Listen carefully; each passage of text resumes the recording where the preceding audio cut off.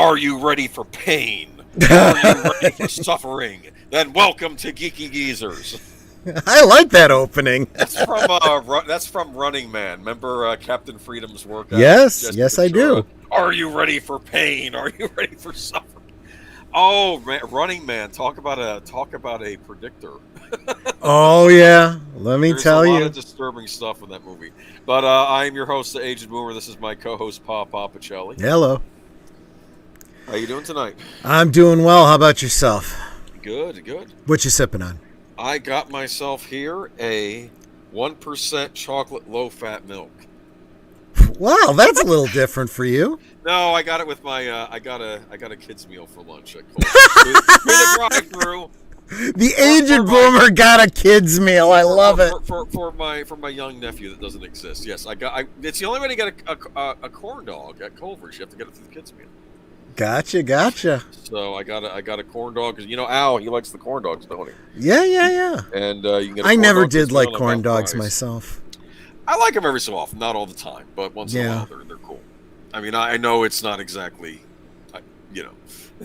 it's food-like, right? I feel like if you're gonna have a hot dog, you're kind of missing the opportunity to have a Chicago style. But that's just me. I would love it if there was a Nathan's in my area. Those Nathan's, that's like one of the few fast food type chains that I go gaga for is Nathan's. Have you ever? I don't think I've ever heard of them. No. They're the Arthur Treacher's company. I think they also own Nathan's. They I mean, it's a hot dogs, but they're really good hot dogs, and it's a chain. It's Nathan's, obviously Nathan's branded. Yep. I mean, obviously, you living so close in your area, you probably have tons of hot dog options. Oh yeah, I mean, I guess if I was going to go for a chain, I'd have to go Portillo's. Portillo's is probably the best big chain for like a Chicago style. Sure. Okay, well, I'll have to try that sometime. And if you guys have Portillo's by you, go in and order a Chicago style hot dog, and you'll be fine. All right. We say hi to the chat. Go Team Ghost Planet Toad. Looks like you were first. 9. Actually it was 9:02. Troy and I were getting into a discussion about Night of the Living Dead, and we got which we'll have to pick up some other time on stream. Netter's like, save this for the stream. This is good stuff. That'd be a good old days. I loved all of those Romero zombie movies. Well, another. We also got a little bit into Halloween and how it's got all these branching choose your own adventure, sequels, and actually the zombie films did too. I mean, that's true.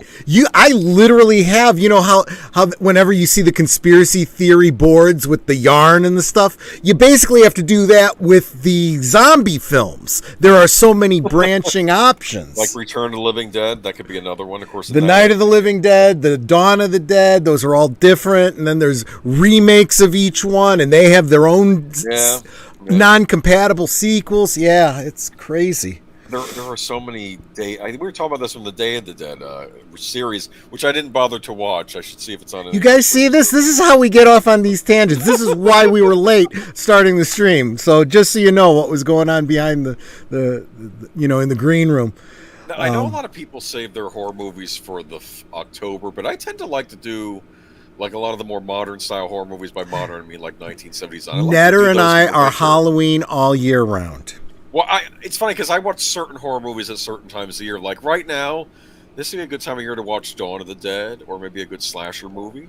And, sure. We may talk more about that next week with the advent of a new Scream movie, which I heard is getting very good buzz, and they said it had a solid opening weekend. So that's we were talking about that tonight, but I said, why don't we both see the movie and then we'll talk about it maybe next week. I'll try to catch it this week. I actually am intrigued by some of the positive buzz. Yeah, me too. About it, so.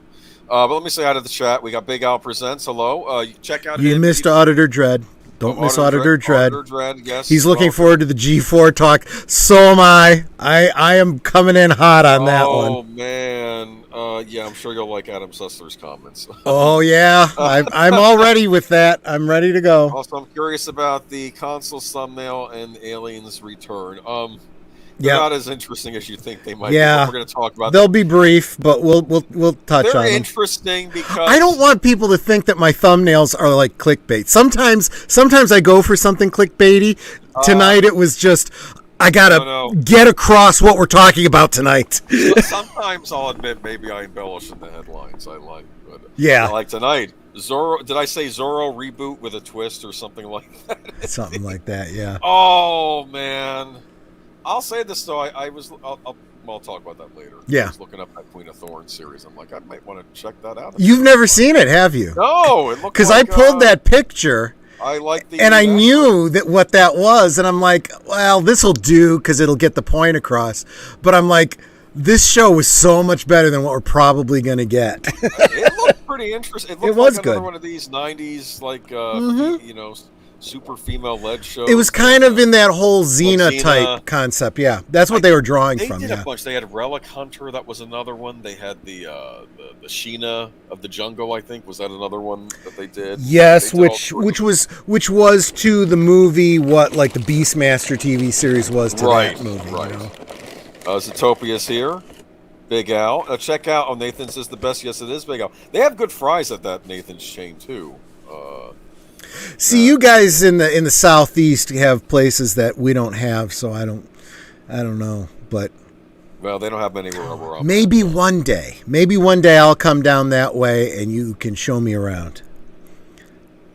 Well, what do we have in the southeast that you'd want to see? Culver's ain't bad. Of course, that's really Wisconsin. We got it here too, though. Yeah. Yeah. I'm trying to think. What's a good chain around here? And trust me, I don't need any more frozen custard. I do like Polo Tropical. That's a Florida chain. That's like Cuban style, like beans and rice and grilled chicken, stuff like that. Cuban food is good. We used to have a Cuban restaurant here near where Nanette and I worked, and that was pretty good. But we only got there the once, and then we moved out of that area, and yeah, so I'd be okay with that. I would imagine you probably have a lot of good Cuban restaurants around there because there's a big Cuban population there. Especially a lot of people that have immigrated. Especially in the Miami side, but apparently that branched out to the other parts. But what movie are Troy Pacelli and Agent Boomer going to watch? The new Scream. That's what we were talking about. Yeah, we didn't want to get into it too much tonight since neither one of us have seen it, but there's been some great buzz. I shared with him Cameron Pasha's take on it, and we're both kind of really excited now. Yeah. I don't think we've said hi to everyone yet, though. We got to Big Al giving good vibes. Watch Alligator 1980. Alligator. That's a good one. Joshua V. Good evening. How you doing, my friend? Zetopia. Hi, everyone. I said hi to Zetopia, didn't I? Oh, I'm sorry. I must be the one that's behind. Maybe I was just reading his comment and thought I said hi. Scream was good, not great. Hi, Nanette. Okay, yeah, I think I'm caught up now too. Oh, here is Sub-Zero, now just plain Zero. I always scratched my head at that insult in the Running Man movie. That went over my head. Oh, okay. Sub-Zero, now plain Zero. Oh, I guess now he's just a zero. I get it. Yeah. Okay, that's what he meant. That's some bad dialogue. There's some good dialogue in that movie too. Like when Yaphet Kotto says to him, I don't want to be the only asshole in heaven. Like, what is that? Okay. But yeah, a lot of good movies made back in the day. I don't know. But we're going to talk about we're going to start with the good old days. We got a lot to get through tonight. I'm going to try to breeze through some of these, though. But we are going to talk about, since it's in the thumbnail, and I am not as familiar with this series as maybe another person who's might be, and it's a show called Quantum Leap. Yeah. So the basic premise now that I think about it, I realize that this show is probably a little bit before a lot of people's time. You know, some of the younger people in the audience might not know this show. This was late 80s, early 90s maybe. It was I really enjoyed the show. So the idea was, it was an episodic sci-fi series, sci-fi dramedy type of thing, and it was in the same vein as I don't know, like you've heard me talk about the Voyagers before and stuff like that. Time traveler that doesn't have control of where and when he's going, and he has to, find out what's going on, try to correct history. Once he corrects history, he can go on to the next place. And in some ways, it also kind of was like at the same time that this show was on, there were other shows like Michael Landon had Highway to Heaven. Roma Downey was doing Touched by an Angel, this idea of heavenly forces, trying to help people, fix their lives, kind of It's a Wonderful Life on a, weekly basis type of thing, and that's kind of what this was, but, kind of with a sci-fi bent. And it was later on in the series where it was implied that even though he was a scientist caught up in something, why would the universe be wanting him to, correct things for the better? Well, maybe the universe, when we say universe, maybe we mean God, Mm-hmm. Anyway, the idea is the main character, this scientist, Sam Beckett, some kind of a crazy genius, a la, Buckaroo Banzai. He's good at everything, but the problem is the time traveling Swiss cheesed his brain, so he doesn't remember a lot of things. And the only way he can stay tethered is there is a tachyon hologram of a government oversight individual played by Dean Stockwell in his time, who enters a holographic chamber and projects an image of himself to communicate with him. And he's talking to the guys in the lab, and, that's how he gets support from the future. And, he fills in the gaps for him. This is why you don't remember things. Let me help you out, And in so doing, it also fills in the audience, so that you can jump in at any episode. You're as lost as he is, and that's okay, because you've got Al to be the what do they call it? The exposition dump, so to speak. And it's sometimes very funny because he's got this little PDA that he's reading off of. He says, well, Gushy says that you are lost in a time travel situation, and he hits it and it, glitches, and it's kind of funny. And, he's got these, anyway. So okay. The first season was very of its time. It was very much, like I said, these you could even think of it as, if you don't even know Highway to Heaven, think more of the Incredible Hulk. Okay. He goes town to town, meets some nobody who's having problems. He helps them out. He moves on to the next person, right? And he's, every time he's hoping that if he helps enough people, he'll be one day able to make it home. Well, throughout the first season, he's helping random fictional people, just average people. And some of time periods, right? In different time periods, which is great because it ends up putting him in these different, what do you call it?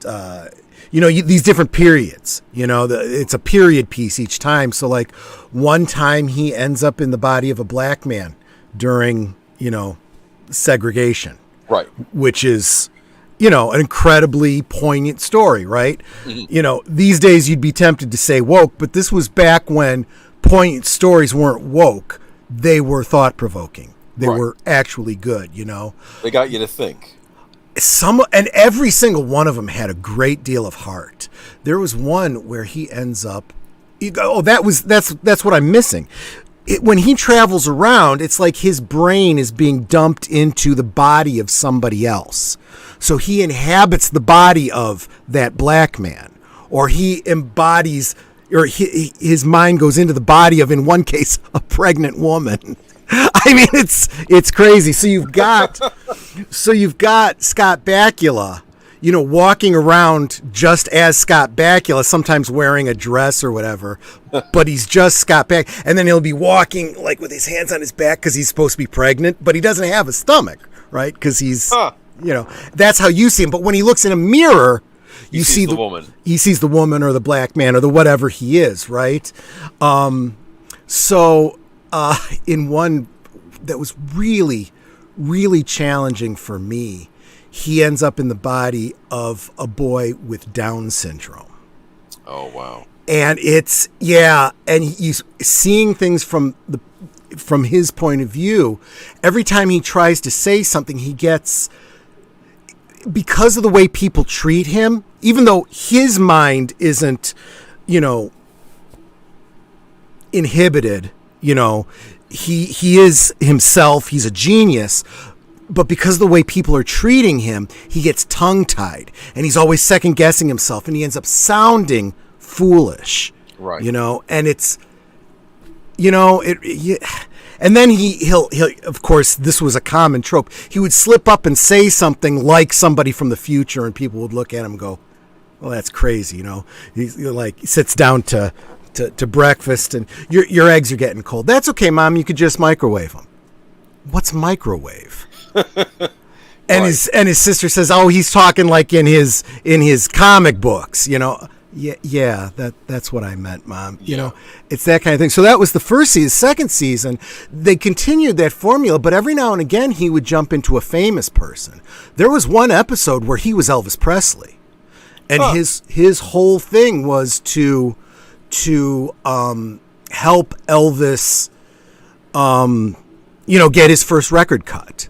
And they draw from real history. They fictionalize it a bit. It was really good. Scott Bakula is also a great, great singer. So he did all of his own singing, and he did a phenomenal job. Cool.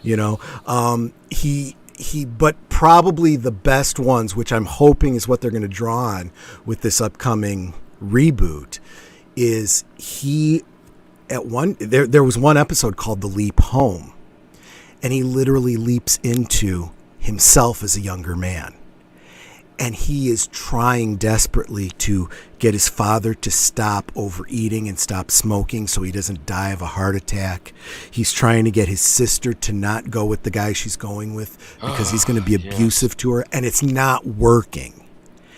And Al tells him, "This isn't why you're here. You're here because of something that's going on in Vietnam." And there's a twist because Al actually is trying to get him to help his older self in Vietnam. Al was a prisoner of war in Vietnam and was presumed dead. His fiance married someone else. So when he comes home, she's moved on. And he never got over that. So he was trying to get him to get a message out to help him. Well, in doing that, he fails to help Al, but it turns out ends up saving a buddy of Al's. That was what he was really there for. Huh. And, well, actually, it was a two-parter, because when he leaps into the body of his buddy and ends up saving the buddy. And, he tells Al, hold on, I'll do what I can for you, whatever. And when he doesn't leap out at the end. He's like, "What's going on? I don't understand." And Al's like, "We're running the numbers. We're trying to figure it out, Sam. We're sorry. We don't know why you haven't leapt yet." And Sam goes, "I think I know why." And then he goes to where Al's fiance is. She's having a rough night. She's crying. She's looking at a picture of him, knowing he's missing. And he says, "We're not here for me to do anything. We're here for you." And it gives him the opportunity to go and see her. Like, he's a holographic projection. She can't see him, but he's able to see her. And she gets up and dances to Georgia on My Mind. That was their song. And she's dancing by herself, but he kind of leans in like he's dancing with her. And that's when Sam leaps. It's a beautiful, beautiful thing. And so in the very last episode, the way it's left open-ended is, I won't go into all the details of how they ended the show, but his last leap, he physically, as himself, as Sam Beckett, materializes in that house on that night. And Al's fiance sees her and he jumps and he goes, "Beth, don't get scared. I'm a friend of Al's and I'm here to help you." She says, "Al," he says, "Yes." He goes, "You need to hear this. Al's alive and he's being held prisoner, but he's going to get out. I promise you, just wait for him." And she starts to cry and he leaps out. And fade to black, end card says, she waited, she never married. She and Al got married when he got back. They had 4 daughters. Sam Beckett never made it home. And that's where the series ended. And we've been waiting for 30 years to find out what happened to Sam. Now, we know that last year Dean Stockwell passed away, so he's not coming back, which is fine because his story is basically ended.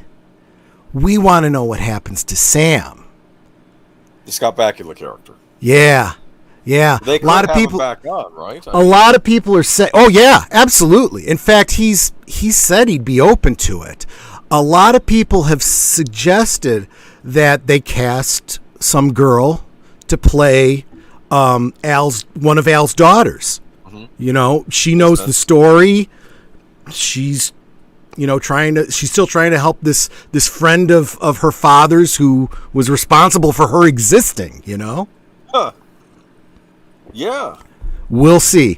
But I'll be the first one championing if that's the route they go and someone says, oh, okay, they're bringing in the women, they're going woke. No, that's not what it is. This was established 30 years ago that Al had 4 daughters. If any one of them, if they don't have a role in it, that would be an affront to the fans. Yeah. So we'll see what happens. Man, I'm sorry. I took up way too much time on this, but this was a real good old days for me. I love that show. No. I mean, the Quantum Leap. I mean, it was a huge deal. It's a show I need to get around to watching one of these days.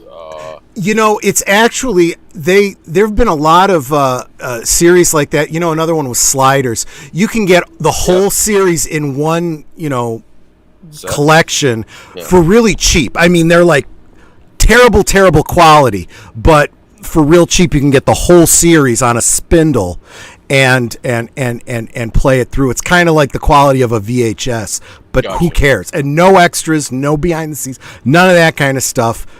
You just watch it. It's fine. Do it. That's the way we watched it back in the day, Yeah, well, and it was must-see TV. I remember that. That's right, it was. Zootopia said he watched Quantum Leap. Mm-hmm. But Mr. Matchstick, welcome to the stream. Good to see you there, my friend. Yeah, we had a Russian bot that I had to block. I'm assuming it's Russian. I don't know. Well, yeah, those are those. That's the Cyrillic media probably lettering, talking through me, brainwashing me. Mm-hmm. Absolutely. Okay. But yeah, so that was our little mini Culture Fortress tonight, wasn't it? Right, Mr. Matchstick? Well, you could always redo it on Culture Fortress if you feel it's like maybe when the series comes. Have I not done Quantum Leap on Culture Fortress? I don't. If not, maybe I should next time. Did yeah. you? I don't know if you did or not. Mr. Matchstick would know. If I have not done it, you did Voyagers. I did Voyagers. Yeah, maybe I'll do Quantum Leap next time since we do have this reboot coming up. Maybe you talked about doing it. Maybe. Never got around to it. Yeah. But and we have the reboot. Well, hopefully the reboot is a sequel, as you say, and not just the reboot. I'm pretty sure it is. Yeah. So we'll talk about it when we get to that later on. Yeah. But we have different headlines here. Changing entertainment industry is the first one you have, right? Yeah, this one's a little political, but I think it's very important, and I think it will lead in very well to our gaming segment. Yeah, so I'm going to do, this is Ricky Gervais. And keep in mind that second one, you probably don't want to go into the whole thing. Just give a very high-level synopsis and share the article with them. Here's what I did. I thought about doing bullet points. What I decided to do is I'm going to read the beginning, a few paragraphs in the beginning, the gist of it. There's a lot more to it. At some point, if we ever need a topic for one of your Friday streams, or if we get a low week here, I'm going to want to revisit it because the second article we have that's a big deal. That's a big meaty one, and it needs to be explored even further than what we have time to do, unfortunately, for this show. But no, you're right. I agree. On your own. But first, we have Ricky Gervais. He was attacking Hollywood back on the show Extras. Remember Extras on HBO? I don't know. They had an episode with Patrick Stewart. And because he was always an extra, and they would have a celebrity actor on, like in real life, and the actor would be playing himself or herself, and you had Patrick Stewart on in the movie, and I forgot what he says to him, and then Patrick Stewart says, "Yes, we're going to make it so," and Ricky Gervais doesn't he didn't get the reference, and he's like, "Wait a minute, you don't know what I'm talking about?" Watch Star Trek: The Next Generation. He's like, "No," he says. Wait a minute. How old are you? You're a single man in your 30s or 40s. You've never seen TNG. You're the demographic. It's like he doesn't. He was going nuts because he couldn't figure out. But yeah, good old. But people are sick of celebs virtue signaling when they have it all, says Ricky Gervais ahead of the Golden Globes. Yeah, and we're going to go into this a little bit. Let me go ahead and read what I have. I did some clips from this article. In an exclusive interview with The Sun, Ricky Gervais said, "They're trying to get through this and start again. I don't think anyone's even been invited. It's not even a ceremony." This is in a reaction, I think, to last week's Golden Globes, which nobody even knew were on the air. Yep. And apparently it looked like it was like Zoom calls. Yeah. With like Arnold and what's her name? Jamie Lee Curtis, and it just looked terrible. Nobody cares anymore. That's what they need to understand. Plus, I know that Hollywood was furious with the Golden Globes. They were probably because of I know they said other reasons about quotas and voting. I think it was because of Ricky Gervais myself. This is what he says, though. "You can predict anything in this world. You could come back stronger than ever and be loved again, or it could be the last one. You never know. I don't take anything for granted anymore. I just keep plodding on. Whatever happens, happens." Ricky's stint as the show's frontman in 2020 has gone down in the history books. No one was safe from his razor-sharp barbs. He told off Leonardo DiCaprio for having young girlfriends, labeled James Corden a fat, I guess a fat pussy? Is that what it says here? Could be. Which, if you know what the slang term means, it's not really a cuss word, even though people take it as one. But I'll go into that another time. And blasted celebrities for cozying up with sex offenders Jeffrey Epstein and Harvey Weinstein. He says the public's attitude to the rich and famous during the decade he presented the bash did a U-turn. He added, "2020 was my favorite one. That one captured the imagination. The first time I did it, 10 years ago, everyone was like, how can you talk to these wonderful multimillionaires? How can you talk to these beautiful people like what? We love celebrities." By the last one, it was like, God, give it to them. We hate celebrities. Yep. I know what it is. With all the austerity and people struggling, they think, why are these people lecturing me? They're going to an award ceremony in a limo and telling me to recycle. Exactly. People tell me about my carbon footprint when you just flew there on a jet, you fucker. People just got sick of it, just got sick of the virtue signaling. Yep. And they were like a beacon to aim their wrath at. The people with nothing became tired of being lectured by people who had everything. Ricky is a man who, on the face of it, does have everything. He's rich beyond his wildest dreams due to the success of smash hit shows, including The Office, Extras, his numerous stand-up tours, and now the most successful show to date, Netflix's Afterlife. So how does he keep in line with common man and woman? Chatting over Zoom from his home office in Hampstead, North London, Ricky said, "I always try and, punch up." Yep. You have to make a decision as a comedian. Do you pander to the 200 most privileged people in the world in the room, or the 200 million watching at home? Yep. Who would you do? You go to where your audience is. Well, and I mean, it's the same attitude that what's his name? Oh gosh, what's his name? The guy that did the black white supremacist bit. Dave Chappelle? Dave Chappelle, yeah, it's the same thing Dave Chappelle did. You know that the small minority is the ones that give you the bookings and give you an outlet, but the audience is the one that will continue to follow you, like on social media, and if you do something private or you go on your own or whatever. Personally, I'd rather have an audience than cater to a bunch of bigwigs that can literally control you. This is like the opposite of the modern attitude of people over there in Tinseltown right now, especially the young up-and-comers. They're all about the social clout, the social credit, not about actually trying to develop and sell things to an audience. You're going to see this as a running theme through tonight's stories, but get woke, go broke is a truism. It's not just, a meme that rhymes and, doesn't mean anything. It actually happens, and we see it play out in real time. We'll get to it more when we get to the gaming segment, but Hollywood is learning that lesson very hard. We have whole studios that may completely collapse because they bought onto the woke bandwagon and cannot get an audience. And I know there are wealthy people out there that are not looking for a return on investment that are propping up these studios, but even they have limited resources. It's more than I can possibly imagine, but there is still a limit. Yeah. There is, I mean, there's not a money tree. As Right. Janet says, right? Yeah, right. But yeah, the good old Ricky Gervais, funny comedian, always has been.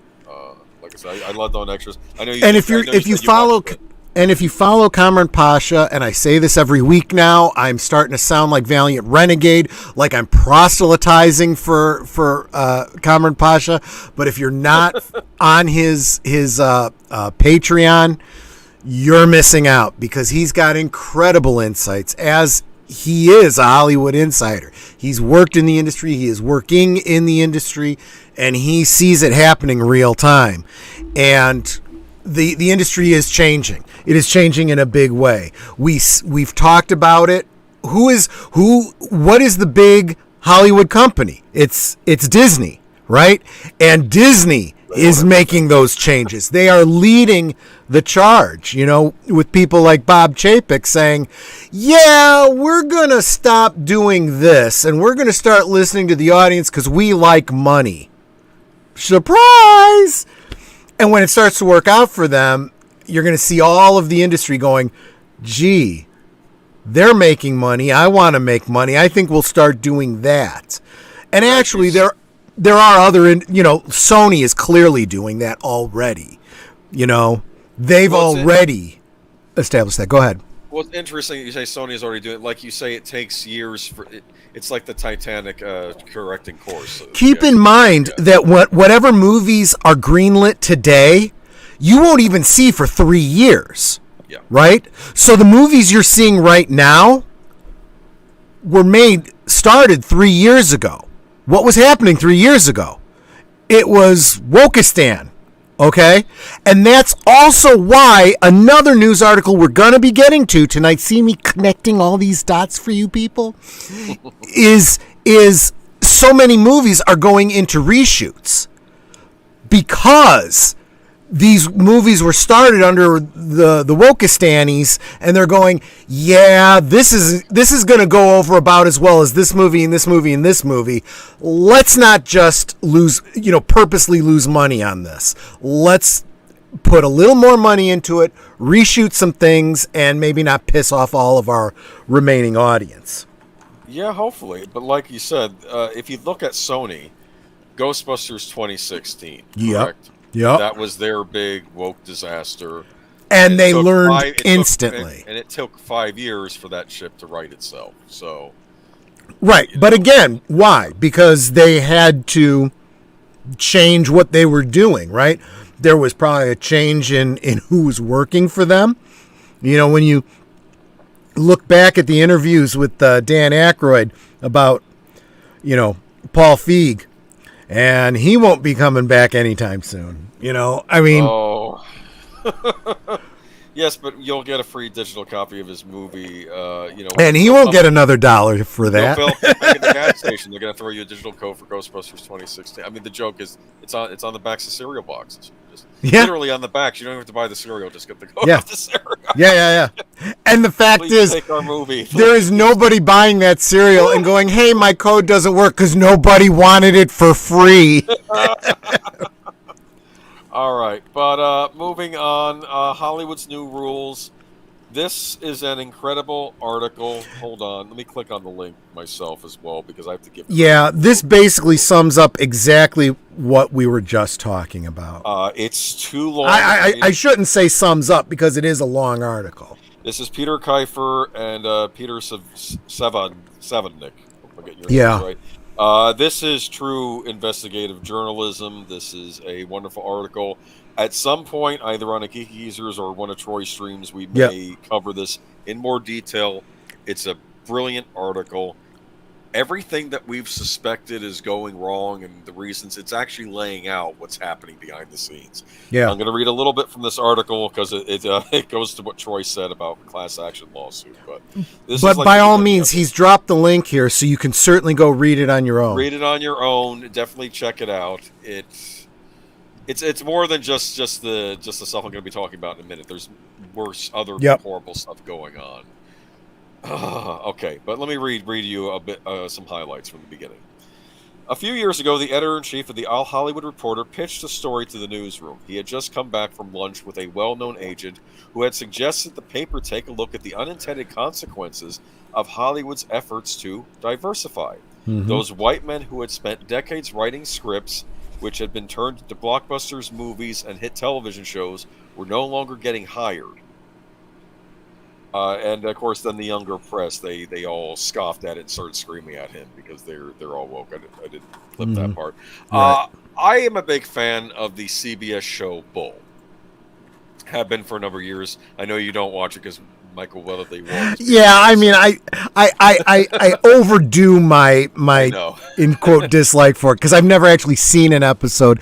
I have nothing truly against it. I was bothered by the fact that it took a beloved character from one of my shows away, but is it possible?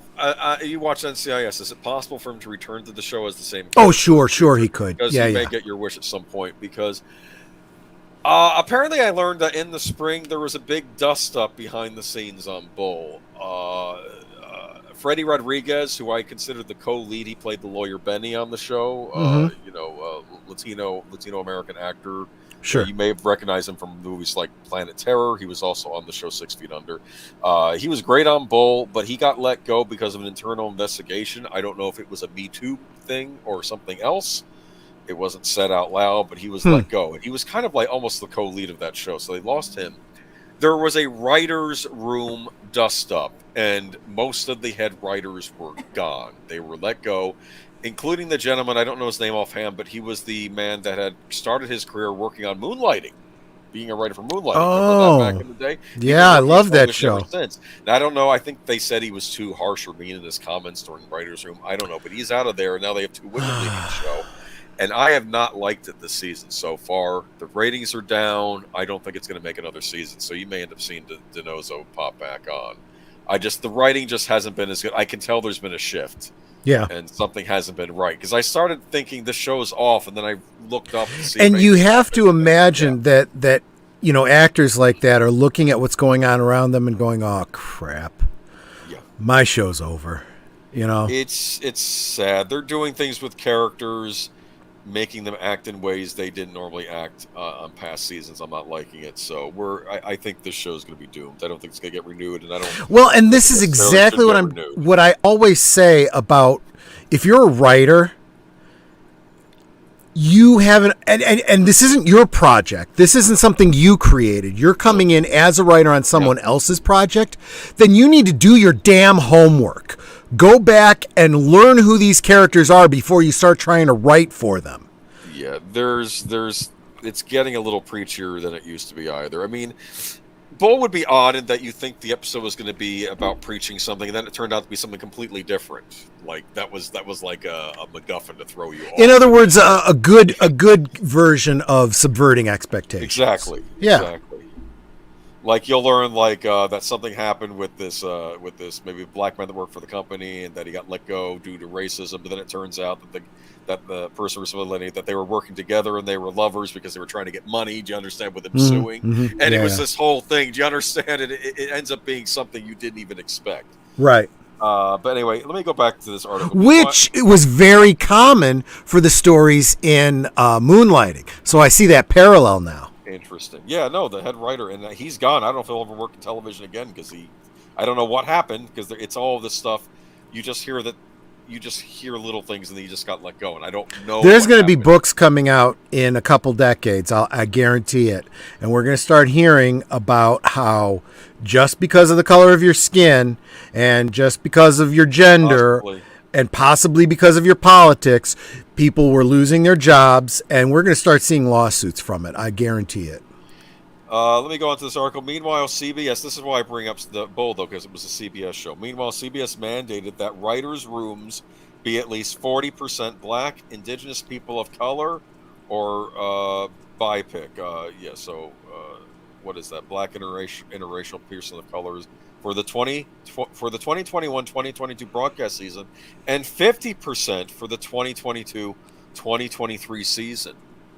So that percentage up 10 just for this current season. I'm really wondering what happened with Bull. ABC Entertainment issued a detailed series of inclusion standards. I guarantee you that every studio has something like that, a longtime writer and director said. So it looks like a lot of the network channels. I don't know if anybody even watches network TV anymore. Some people, though, like my mom's a big NCIS fan. I'm having a hard time. I feel like this is also really timely, too. Didn't someone once say something about having a dream that his 4 little children will one day live in a nation where we will not be judged by the color of our skin, but by the content of their character? Yes, and hopefully with writer being judged on your talent. Exactly. I mean, why are we fighting this fight again? To help, but let me go back. And tomorrow is Martin Luther King Day. Exactly. In the United States. In case people needed to be spoon-fed that one, right? I hope I wasn't being too obtuse in my reference there. Yes. To help producers meet the new standards, the filmmakers Ava DuVernay, who was recently added to the Forbes list of the quote-unquote most powerful women in entertainment, along with Oprah Winfrey and Taylor Swift, last year created Array Crew, a database of women, people of color, and others from underrepresented groups who work on day-to-day production, line producers, camera operators, and directors, sound mixers, and so on. The Hollywood Reporter declared that Array Crew has, quote-unquote, fundamentally changed how Hollywood productions will be staffed going forward.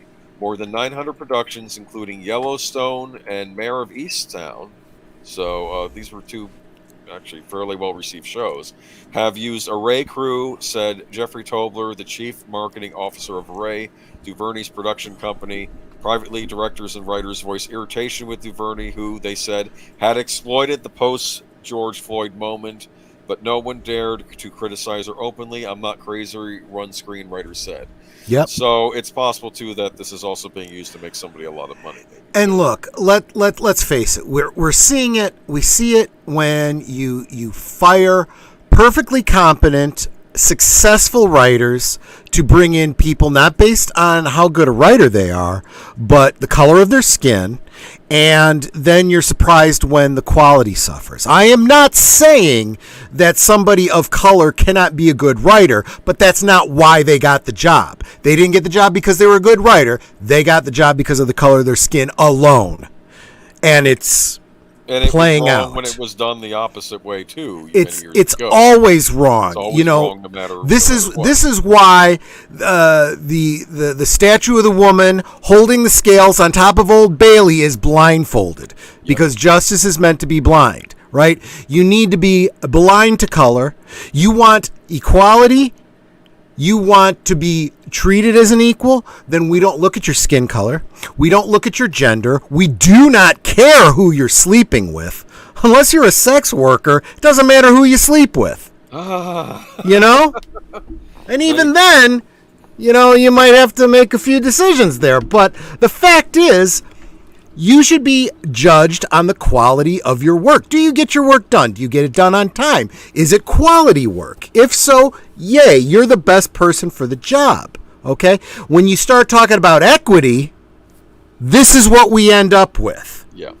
Let me go on, though. It's not just the demographic, but the result has not just been a demographic change. It's been an ideological and cultural transformation. We spoke to more than 25 writers, directors, and producers, all of whom identify as liberal, and all of whom described a pervasive fear of running afoul of the new dogma.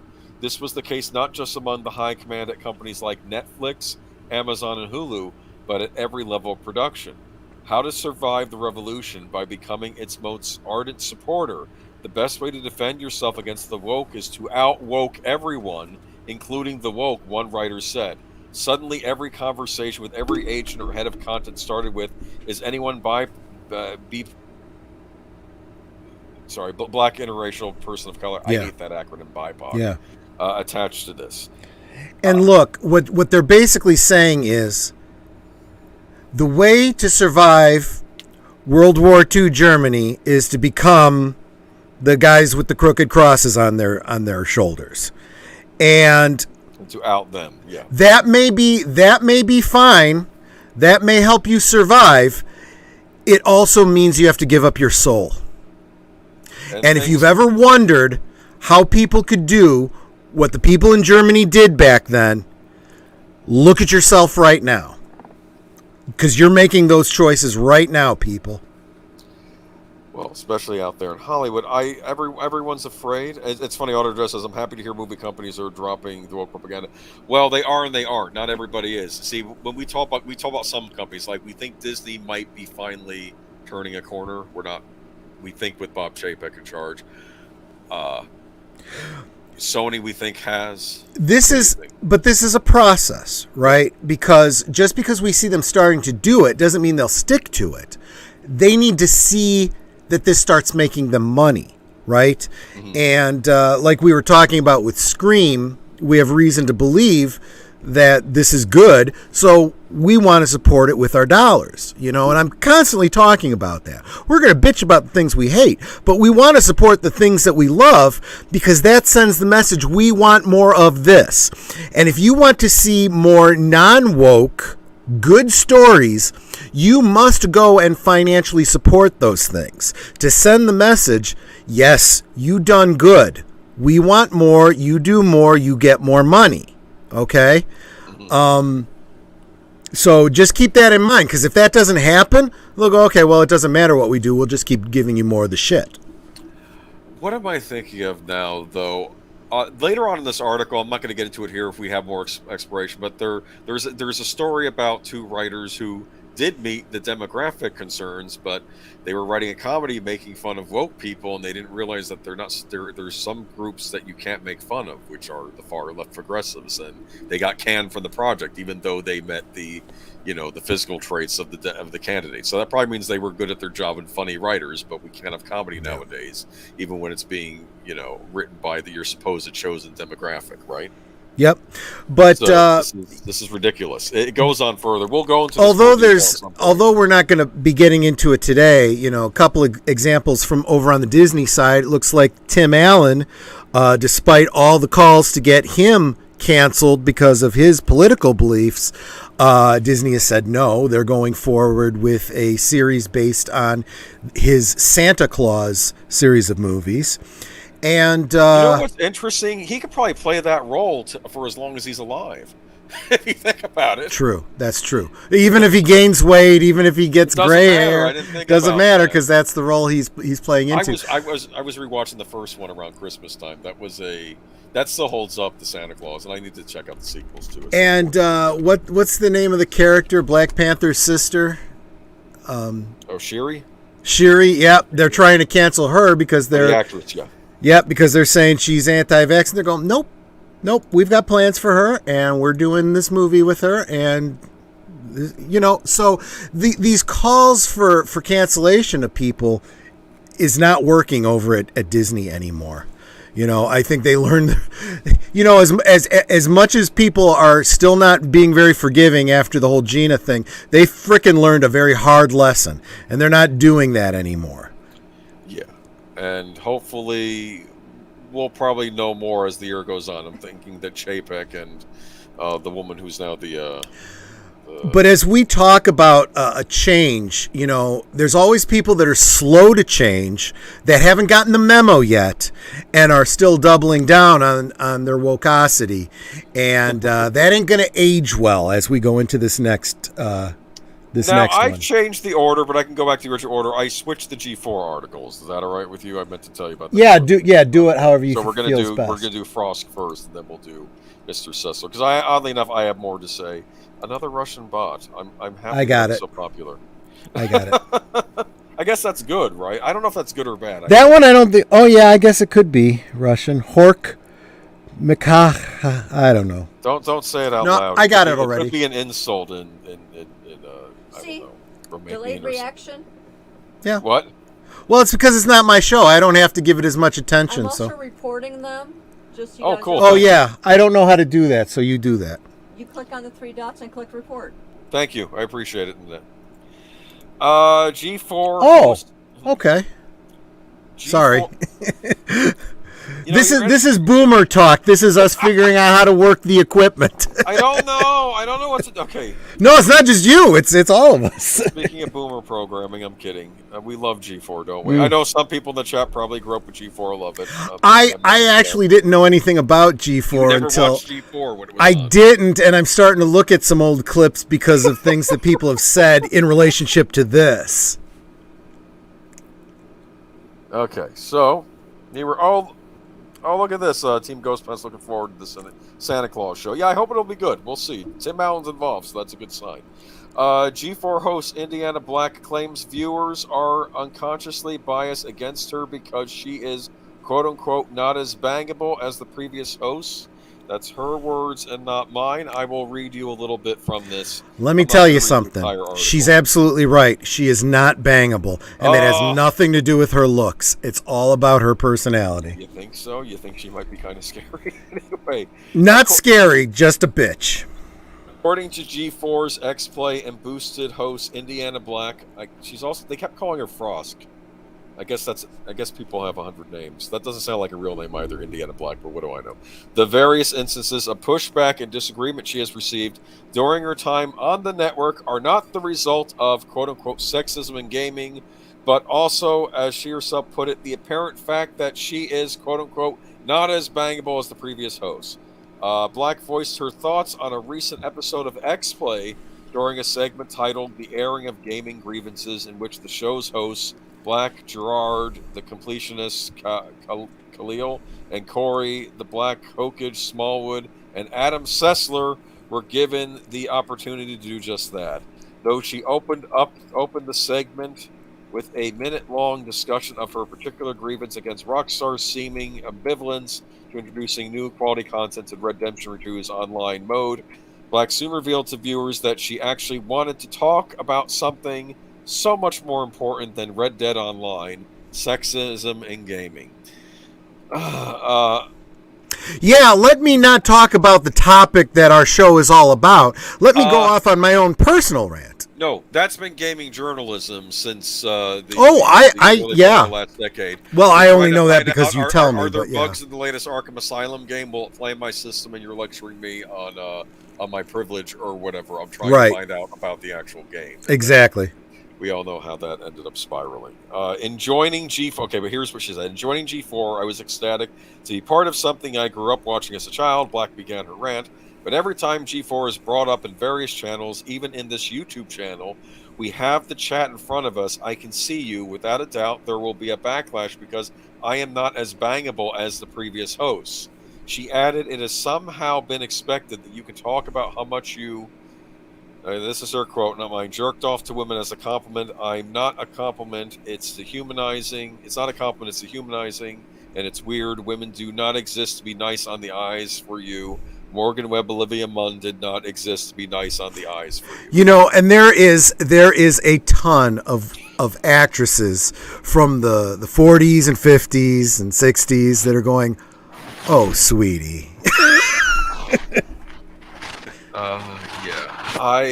Sorry, sweetie, that's your job. I think when you're the host of a show, I almost said look nice. When I think look nice too, I also think look presentable, which she does not. Look, when I saw what this girl looked like, I thought nothing of it because A, I didn't make the association with what G4 was. B, if that's the shtick the show is going for, then that's entirely appropriate for her to be, dressed in baggy clothes with hair colors that don't exist in nature and a ring through her nose. Okay? But then when I see, people are going expecting Olivia Munn, yeah, maybe that's your own fault, sister. Let me read Auto Dread's comment here. Indiana Black is insecure about her looks in comparison with Morgan Webb and Olivia Munn. Her patronizing tone as she shrills out her projections on the audience is nothing we haven't seen before. I'm going to say this. As someone who likes to play the video games and whatnot, having nice-looking hosts is always good. And to be fair, that goes both ways too. The women are nice, having nice women. I care about the content of what they're talking about. Exactly. In relation to games. Speaking of directly to his point, okay, I'm going to give a hot take that just keep in mind that the opinions of Troy Pacelli expressed on Aged Boomer's channel do not necessarily reflect the opinions of Aged Boomer or his channel. Someone has, and I don't know if this is true or not, but I have heard that this particular individual has been diagnosed with borderline personality disorder. And I don't know if that's true or not, but assuming that it is and giving her the benefit of the doubt and presuming that it is, I don't care. If you have some sort of a handicap, you just need to understand life ain't fair, okay? Yep, you were dealt a rum go. You've got a handicap. It's up to you to learn how to live with it. Don't expect the whole world to bend over for you, okay? It's up to you to figure out how to compensate and find a way in the world, okay? And if you don't know how to interact with people or talk to people, then shut your mouth. Yeah. You know, if you're going to be a talk show host, your job is to be charismatic, okay? That's like getting a typing job if you have no arms. Yeah.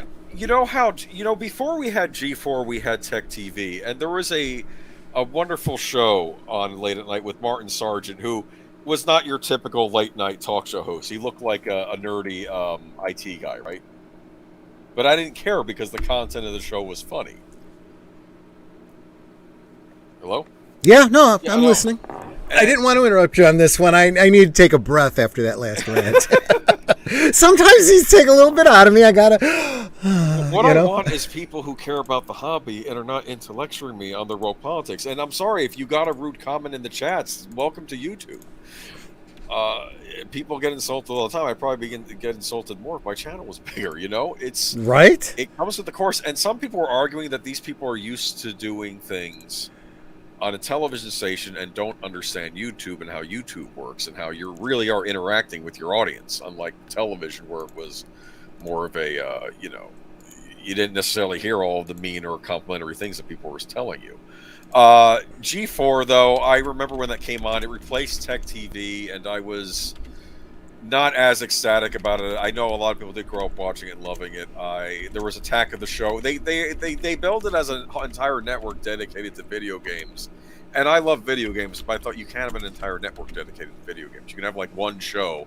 Like I thought how Tech TV did it, I thought that was better. You have like one gaming show, because I believe X-Play did start on Tech TV. And, you have your game show, but then you'd have another show talking about technology problems with computers that you had to deal with, like a call-in show. And they'd have other things or some new technology coming out. Sumi Doss, who was a very professional, lady reporter, like one would do that stuff. So it was like a mixture of things. And G4, it had kind of a Maxim magazine feel to it. I mean, correct me if I'm wrong in the chat, but that's always the impression I got, especially with stuff like Attack of the Show. And Olivia Munn was on there, and they'd have things like Olivia's Rack, and she'd be reading a magazine, but you know what it was referring to. Exactly. That was so. Earlier this week, Chris Gore who's a frequent contributor to. Midnight's Edge was talking about it because he used to write for Attack of the Show. Gotcha. And he knows how this show works, right? And what he was pointing out, something very interesting. First, I think that the hot take that we're getting from a lot of people, some of the bigger YouTube channels, I think are misunderstanding at least one thing that Chris Gore pointed out. And that's that this is a scripted show. And they didn't just let her go off script. So most of that rant was probably scripted.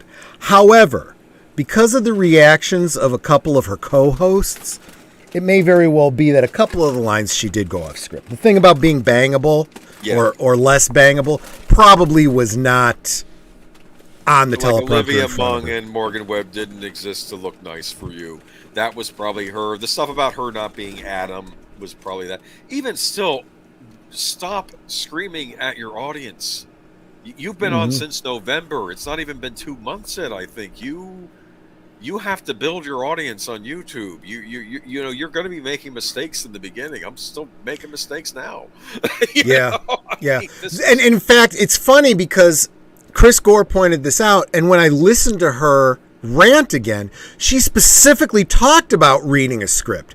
Her point being, I'll say one part of it, Adam will say another thing. They're written by the same person, but I'll take unique grief because I'm a woman. And I'm like, well, wait a minute. You just admitted that you're reading a script.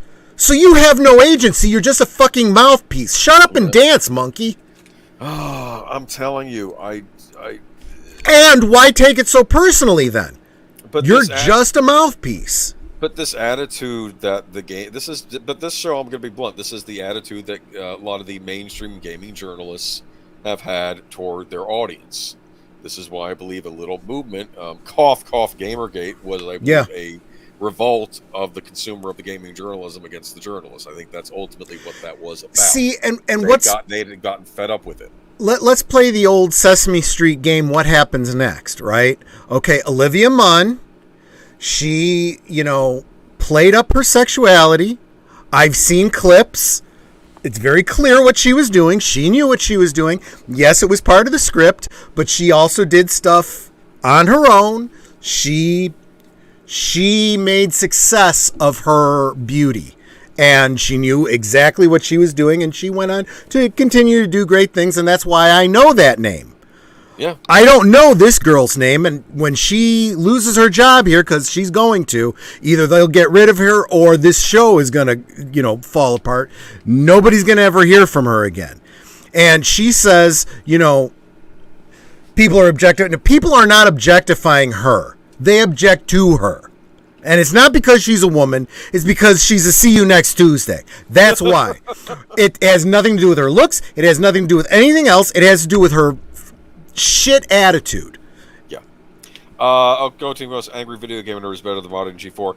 A lot of the independent gaming YouTubers, that's where I go to for news and reviews. I don't go to the mainstream sites. I haven't done that for years. RGT85, Dreamcast guys, Spawn Wave. There are a lot of good YouTubers out there who I don't really know what their politics are because they don't lay it out for me on their channel. They're there to talk about games. So maybe they do lean politically differently than I, but they don't care and I don't care because we're here just to talk about games. Because that's not what you're there to talk about. Yeah. And let's see here, though. Agent Boomer, X-Play with Adam Sandler and Morgan Webb were good for video game reviews back in the day. It's hypocritical about what she said about Munn and Webb, even when G4 plays on the sex appeal of Munn. Not only that, I remember, I think it was FHM for Him magazine. Mm-hmm. Remember that magazine was another Maxima. Morgan Webb did a kind of a bikini spread in that. Good on her. She looked good, but she did it. She did a spread in that magazine. So don't tell me there wasn't that some of this that there wasn't some play to be appeasing to the male eye. And and they're not the ones that are coming back and talking about this stuff, right? It's the one who feels like she's being objectified. Well, if you don't want to be objectified, maybe you should look back at those other hosts and have known what you were getting into when you took the job. Again, if you just want to talk about games, that's fine, but you're going to get guff. And I don't even know what was said in these chats. We keep hearing that, they're saying all these. I haven't been. I didn't read because I wasn't watching. Well, that's the straw man too, right? Yeah. Because they don't bring the receipts. They talk about these comments, and I don't doubt there probably were a bunch of comments because I know what the internet is like. I know what the comment section of YouTube is like. I get it, but a professional. I am not a professional, and yet when I see stuff in my comment section, I poke back because, I think it's funny, and if I can keep you talking and making stupid comments on my videos, that's great because that just, feeds the algorithm, and, it's better for my channel overall. Because I'm a professional, I don't take it personally. This person apparently doesn't know how to be a professional. She doesn't know how to not take it personally.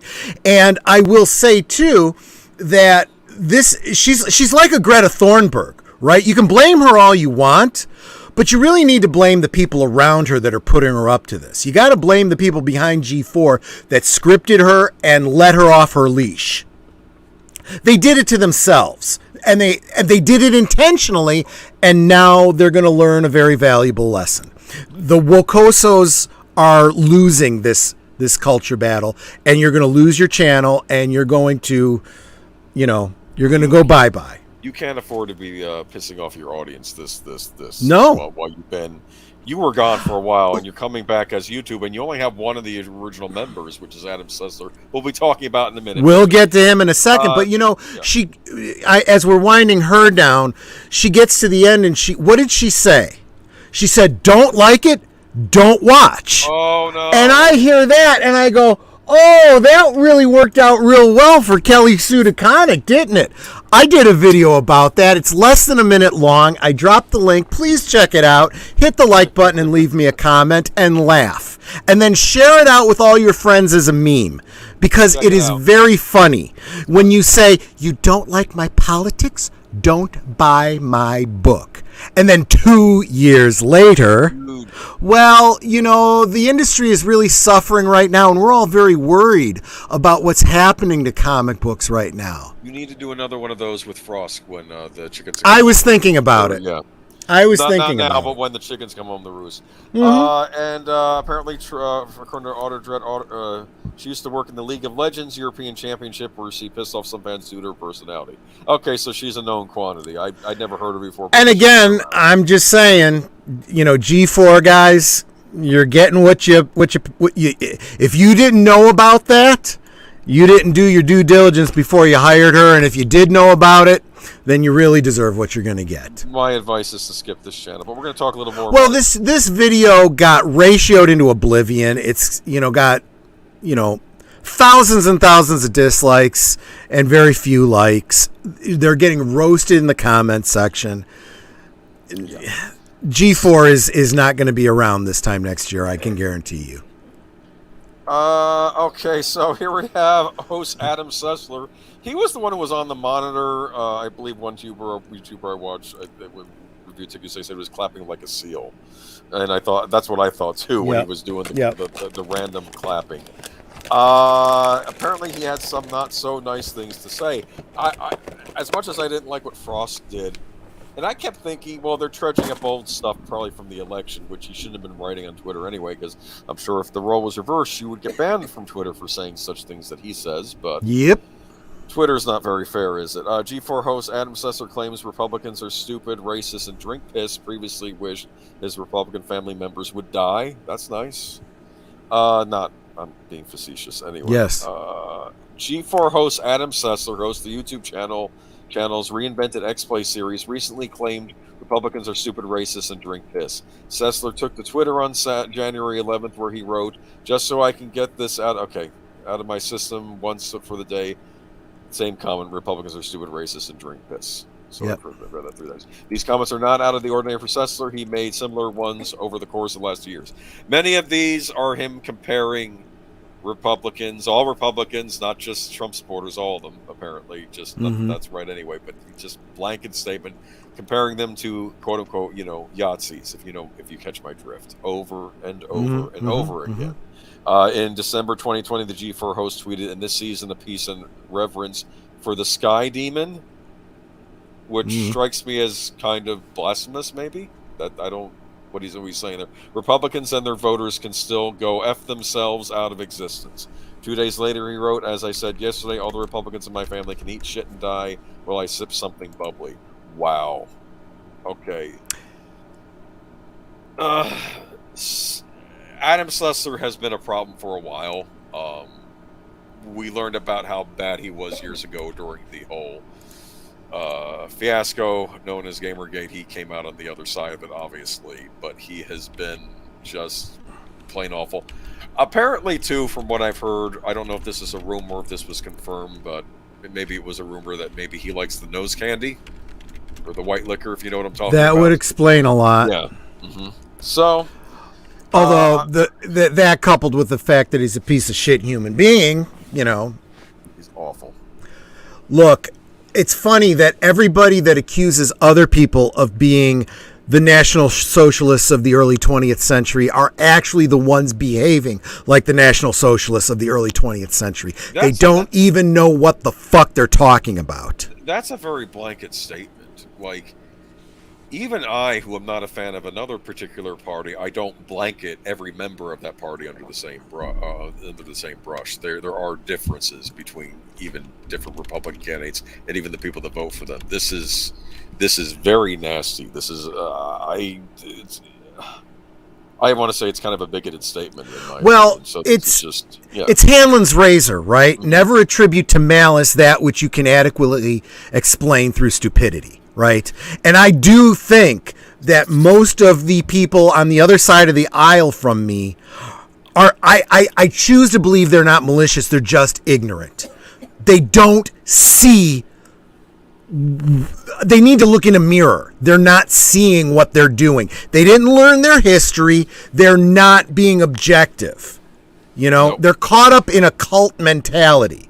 And yet, they're over there saying, you are this, you are that, and attributing malice instead of ignorance and stupidity. No, these are horrible people. Do not support this new G4 channel. Ignore it. I do not think it's going to last because I think they do not understand YouTube or how it works. As soon as you other the other side, right, you have no business even speaking because there is no discourse, there is no conversation, there is no meeting of the minds, and that is simply not possible. Not because of our side of it, but because you have already chosen that. You've already put up that wall. And as soon as you start saying that people that don't agree with you need to die, you are deserving of no grace. You are a piece of garbage human being. Family members, his own family members. Yup. It's not isn't even strangers on the street. I feel bad for his family members. Hopefully they do not talk to him. This is a bit of a disaster. So I hope that G4 goes the way of the dodo. I think it will. I don't think it'll be. I'm giving it a year tops probably, but we'll see. I mean, who's going to support it? I mean, really, who is the audience that's going to support it? I don't know, because again, the gaming channels I go to, they're not really all that political. They just talk about the games in the industry. Like Matt Little Pixel's another one I like, and I think I do have to say though, Yang Yi and Skill Up. I haven't watched those, but yeah, I do have to say that playing games. Hold on a second, another bot report. It's fine. Oh, you got it. Okay, yeah, thanks. Yeah, Netter's on it. Thank you, Net. Because I was in the middle of talking, but I don't do as much gaming as you do. I've told you I really only play Star Trek Online, but if you pay attention to the chat in Star Trek Online, I'm sure it's very, very similar to the public chats in other games, and you see people not talking about the game at all. They're talking about politics and they're getting into debates and all this kind of stuff. And you know what I do? Turn that off, focus on my game, because I'm here to play a game. I'm not here to bitch about politics. If I want to talk about politics, I got my own YouTube channel I can do that on, Wait, so Sessler ended up... I don't know the specifics. I remember he was one of the people on that video. Remember that big video that came out and you had all the talking heads saying about how they decried the sexism in video games and the video game player base? That was a thing. He was on with that guy from Kind of Funny, too. It was very cringy, and Adam Sessler was one of the people. I'm sure if I looked it up, he okay. Yeah. Anyway, so... let's decompress a little bit. G4 sucks. It's Gamergate all over again. Don't support it. But it's gonna Darwin itself out of the industry. We know that. So, but let's talk some more about gaming industry. Not. This is just quick articles. This is all kind of interesting. Okay. Let me see. I don't know if one of these comes before the other. I didn't know what your preference was on this. Sony extends PlayStation 4 production in battle of PlayStation 5 shortages. This goes back to the chip shortage thing we were talking about last week. Okay. And about how it's been a problem for the modern game. Right. So we've had problems with getting chips before this, but I guess some big production facility overseas caught fire, which makes it even worse. Plus, we have all the supply chain issues, which is why, like, for example, my attorney has been weeks trying to get a new laptop, and so many people can't get PlayStation 5s. And that's where we end up with this. Fear game consoles and graphic card shortages sometimes make developers rethink their plans for previous generation products. In a bid to fight its PlayStation console shortage, Sony intends to keep producing PlayStation 4 machines throughout 2022. This essentially means that Sony will extend the PlayStation 4's life cycle for a period of time, which means a slower transition to the latest PlayStation 5. Sony originally planned to stop producing PlayStation 4 consoles by the end of 2021, reports Bloomberg. However, Sony decided to keep manufacturing its previous generation PlayStation 4 system throughout 2022 because it is easier and cheaper to make after having already spent years in production. I think I heard from elsewhere that I kept saying, don't they all take the same chips? But I think maybe the PS4 took a different kind of chip, and that they have See, have those I on don't hand. know about modern games, but I do know that back in the day, all the different game systems had different chips, literally. So they may still have an excess of these in storage, and they're like, we can't make enough PlayStation 5s to shore up demand. I'm going to say, it's not just the modern game consoles like the Xbox One, the Xbox One X and the PlayStation 5 that are hard to find. Xbox Series X. Thank you, Microsoft, for your complicated tidying of your Xbox Series X, PlayStation 5. They're the ones that are hard to find. But even the last-gen consoles like the Xbox One and the PS4, they were hard to find new. I couldn't find them anywhere.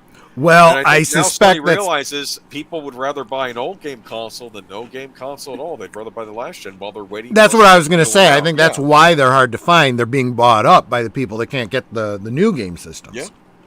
Yeah. I will say this though. Again, remember, I'm always the voice of the sideline guy who doesn't know how the game's played, but just thinking logically here. When that PlayStation 5 does come out, there better not be any fucking bugs in it. Because if they've had all this time, they better have all that shit worked out, or you better believe people are going to be pissed.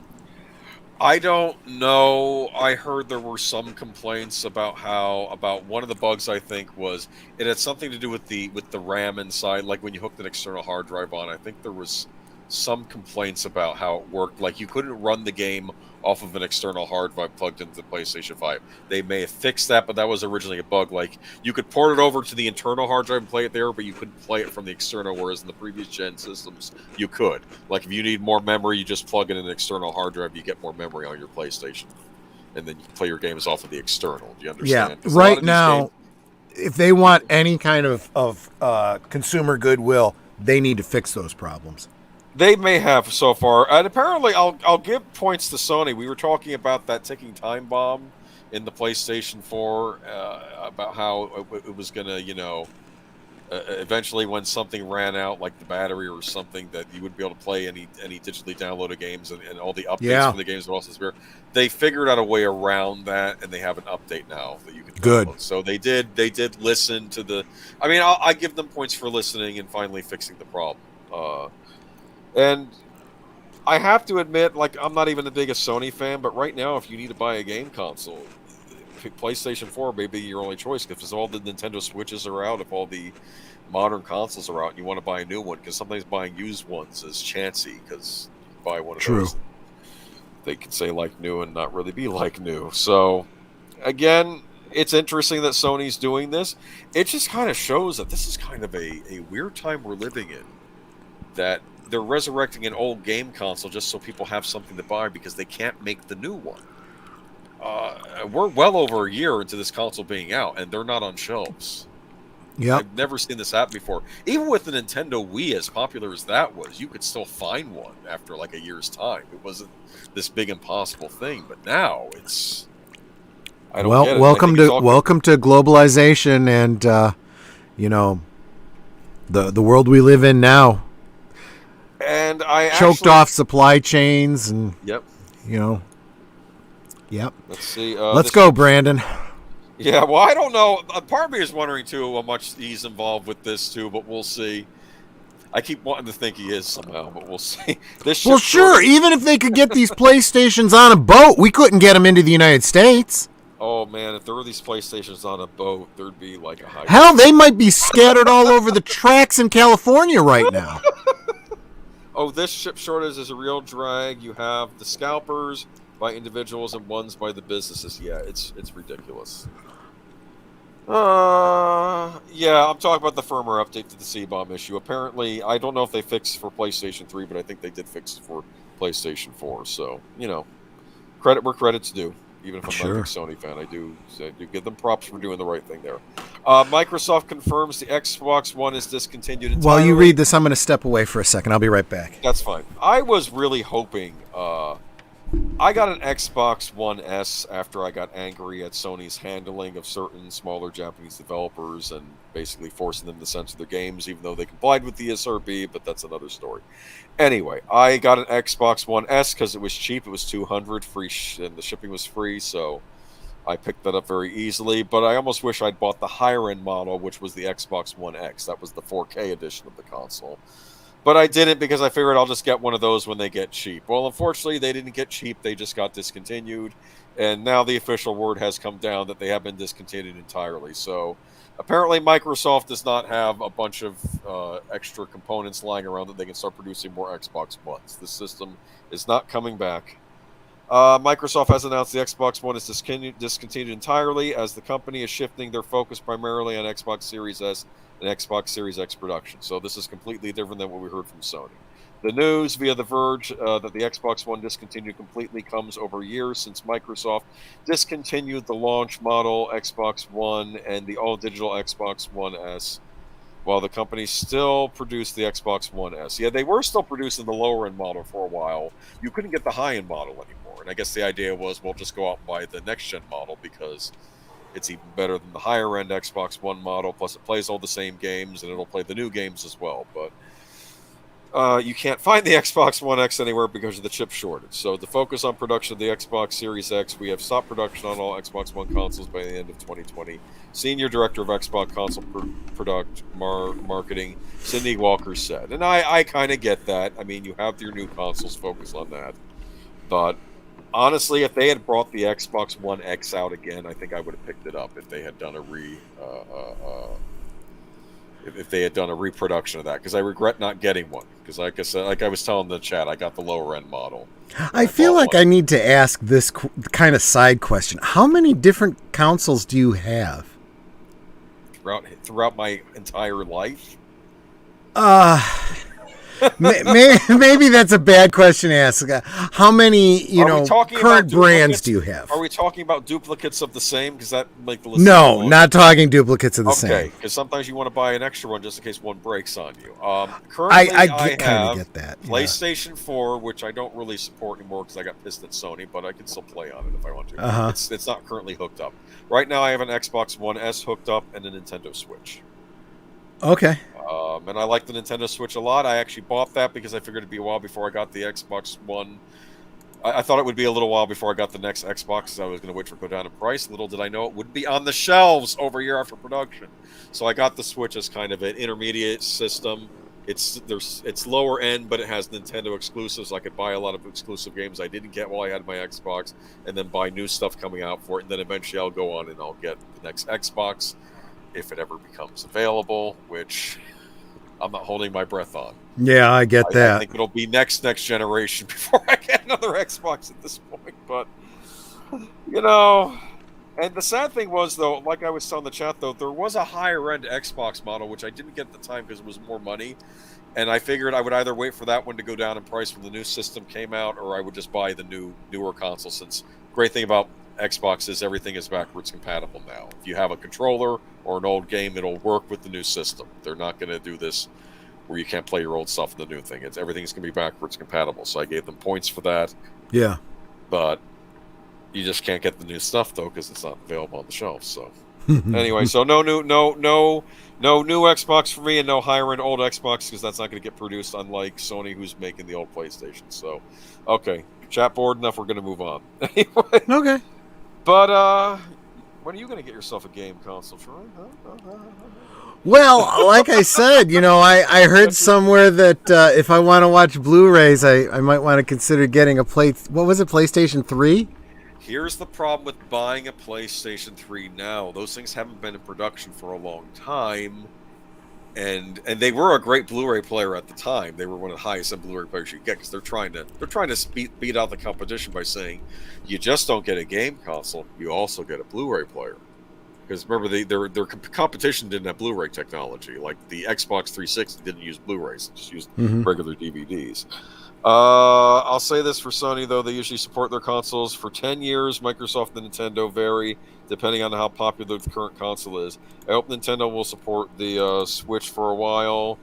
I only picked up mine last year. Nintendo, actually, I'll say this. They're not great about supporting their console. I remember back in the day, the Nintendo 64, like, as soon as they announced the GameCube, like, that thing was done, like, 3 months before the GameCube came out. They're like, no, done.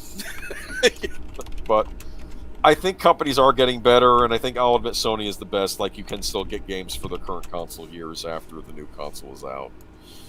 And it's good if you want to wait a little while before making the transition. But anyway, enough game talk. Let's move on to the wonderful impact on entertainment our pandemic is having. Filming on Paramount Plus drama Star Trek Picard has been shut down since Monday following a sizable outbreak of the beer bug, correct? Yeah, these two go immediately hand in hand. The Unicron variant of the beer bug, right?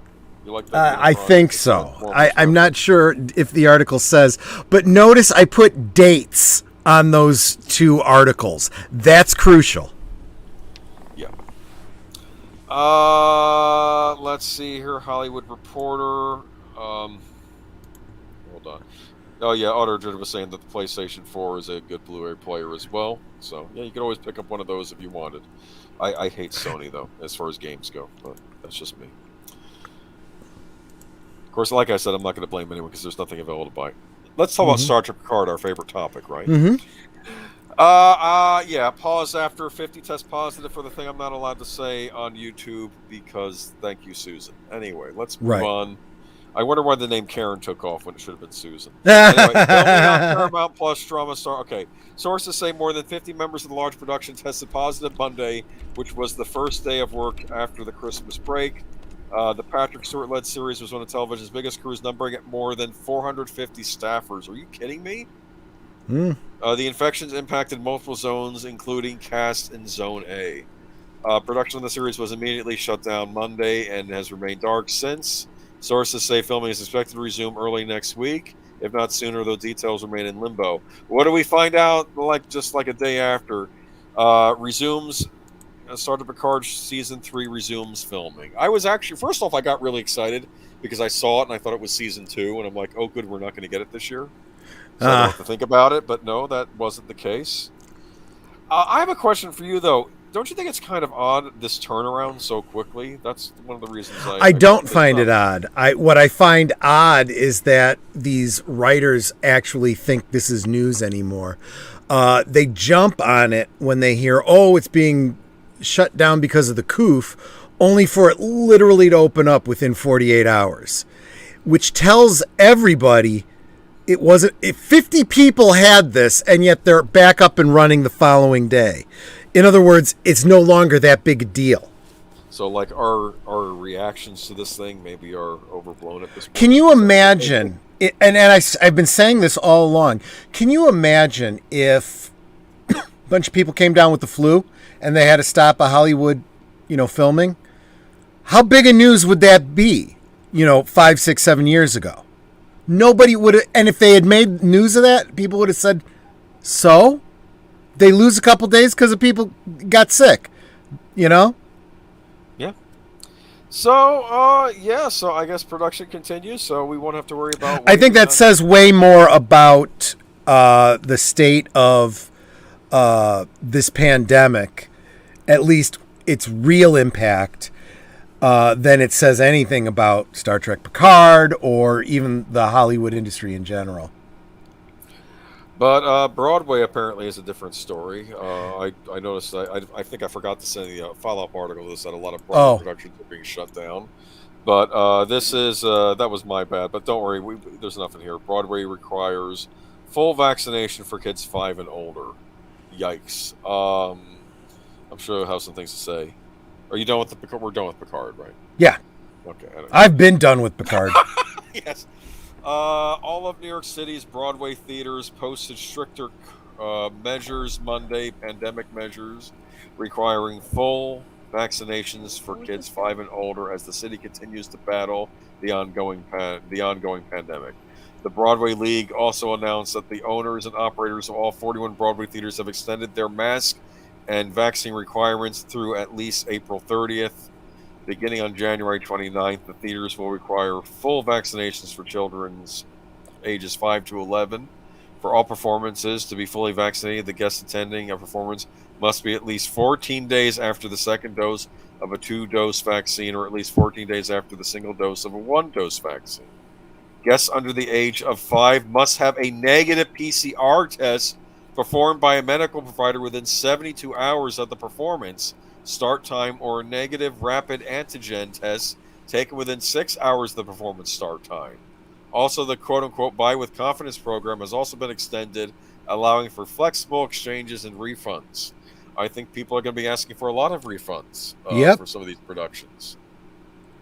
And this does not strike me as a measured response, especially these tests that the under 5 have to get. What is this all about? This is fucking ridiculous, and I blame people that continue to acquiesce to this bullshit. We need to start saying no, and you say no by going, you know what? I didn't really need to see this play anyway. Go fuck yourself. This is going to hurt Broadway. I mean, we were doing articles about how the productions in England. People, where is this going to end? If you allow them to do it for this, they could do it for every new germ that comes out.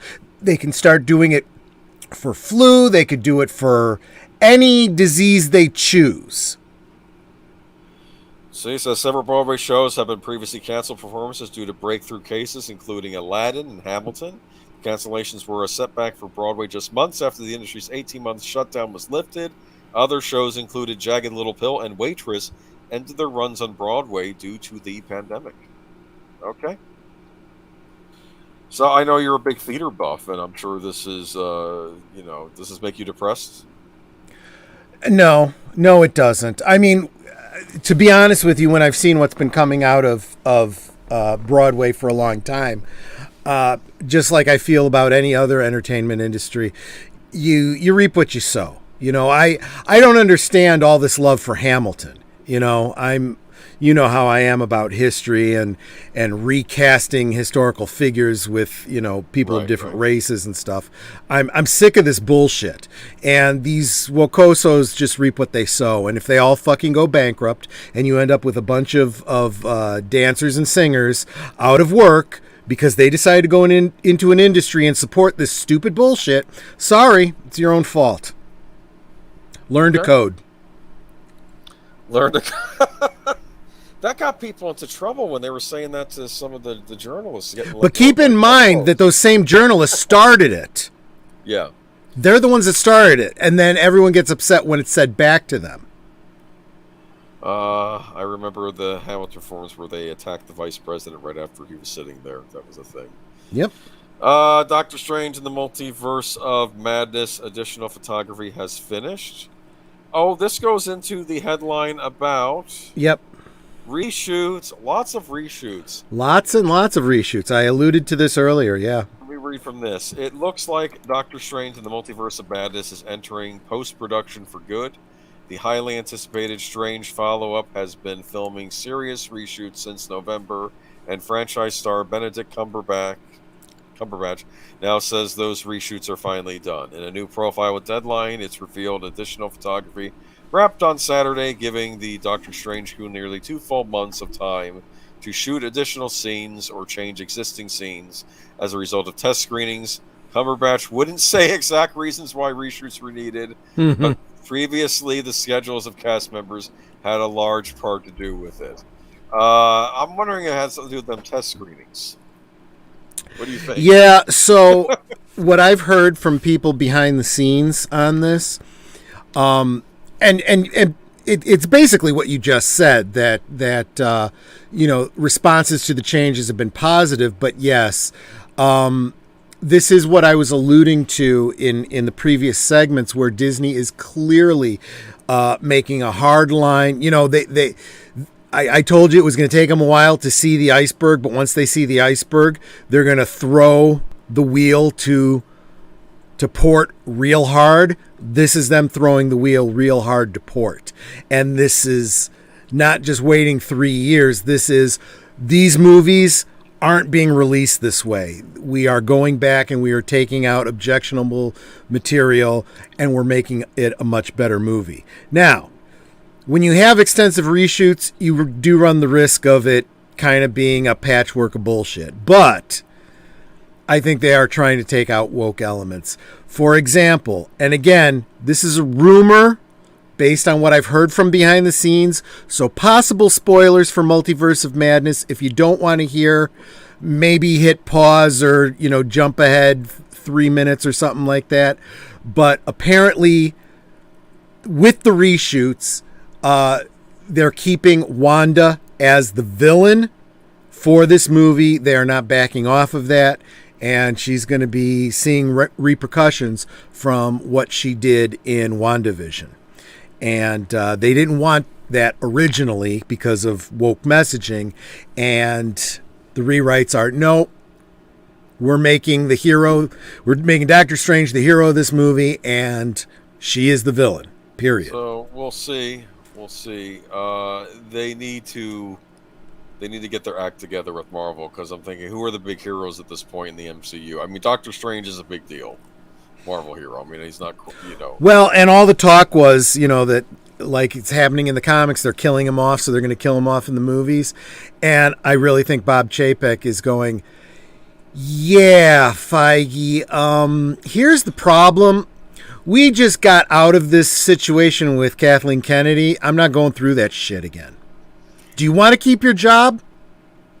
We're changing course. I'm still mad at them getting rid of their two big heroes in the Endgame with Iron Man and Captain America. Steve Rogers. It's they could have always had them in the background. I mean, I don't get it. I've said most of the listeners already know this. I watched Endgame, and then I was done with the movies. Yeah. And I watched WandaVision, and now I'm done with their streaming Marvel stuff. And I don't know about the actual movies. I have not been excited about any of them. I heard, like I said, people did say nice things about Spider-Man. Of course, again, is that really Marvel or is that Sony at this point? I can't even tell anymore. Right now, it's Sony. Okay. Right now, they're separating themselves from Marvel Studios, and unless there's a new deal that comes out, you're going to see Spider-Man going off on his own, and it's probably for the best because Sony's doing a much better job with these properties than Disney is. I still have to see it, but I'm probably going to wait for video. I don't know. I'm kind of the movie I want to see is Scream. Oddly enough, that was the. I'm with you. I saw a really good movie last night, Old Henry. Actually, have you heard of that one? It's a Western. It was like an independently made Western from a couple years ago. Really good, and never mind. I'll tell you about it. I'll look into it. It was worth checking out. But we got a couple other reshoots happening. You might get a kick out of it as a history buff, but I'm not going to say. Okay. Okay, but yeah, we have more reshoots. We have Ms. Marvel, rumored to begin extensive reshoots this month. We're all hyped for Ms. Marvel, right? Yep. Well, I'm a little bit. Kamran said he knows the writers on this show. They are a couple of Muslim individuals, very devout, not woke. Okay. What you'd consider to be conservative, okay, and good writers. And they want this character to be a good character. And they have been fighting behind the scenes with woke morons.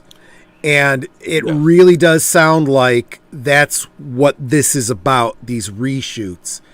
And again, Cameron said he believes this is a positive, that these reshoots are a good thing. This character is supposed to be representative, and they do not like how this character is maybe represented a certain group because she's, I don't know, or how is she received in the comic book world? Honestly, I don't know. She predates the all new, all different Marvel when it got truly woke. Okay. But I don't recall her being a terribly popular character. Only because she didn't get a great deal of development. I think most of her character was Muslim character, but her power set is kind of strange. It's kind of like Mr. Fantastic. Like her hand gets real big or something? Yeah, she's got stretchy abilities and stuff, which has always been either comical or, secondary. Mr. Fantastic can stretch, but nobody even thinks about his power set because he's really a genius. He's more like a Tony Stark type of character. Yeah. In fact, I believe he was allied with Tony Stark in that movie. Sure, yeah. Ms. Marvel is rumored to be getting some extensive reshoots this month. Ms. Marvel News on Twitter clarified reports from Atlanta Filming concerning the reshoots. In addition to those accounts, by Cosmic News' Lizzie Hill talked about the size and scope of the reshoots, and they've said to be pretty substantial. That means whatever they made must have been a disaster, because apparently they're having to go and retool the whole thing. Yeah, actually, Auditor Dread's last comment you might want to bring up, he points out that her title was canceled 10 times at least. Keep in mind that a lot of those relaunches of it were under the woke, all new, all different, writers and modern day writers. I was really trying to speak to where she was in the beginning, and she just wasn't developed very well at the beginning. Look, it's all the same arguments people are making about Book of Boba Fett or whatever. You need a hook at the beginning to hook you in. If you got a slow start, that's going to be a hard sell. Yeah. During her appearance in the comic, Kamala Khan's powers stem from the Terrigen mist and the inhuman abilities that an explosion gave to a bunch of people. Her embiggening powers, that's what it's called, are viewed as key to the character. However, the MCU is taking a bit of a different track on her skill set, with Ms. Marvel using a light-based constructs like Green Lantern. Remains to be seen what the reasons for the swap are.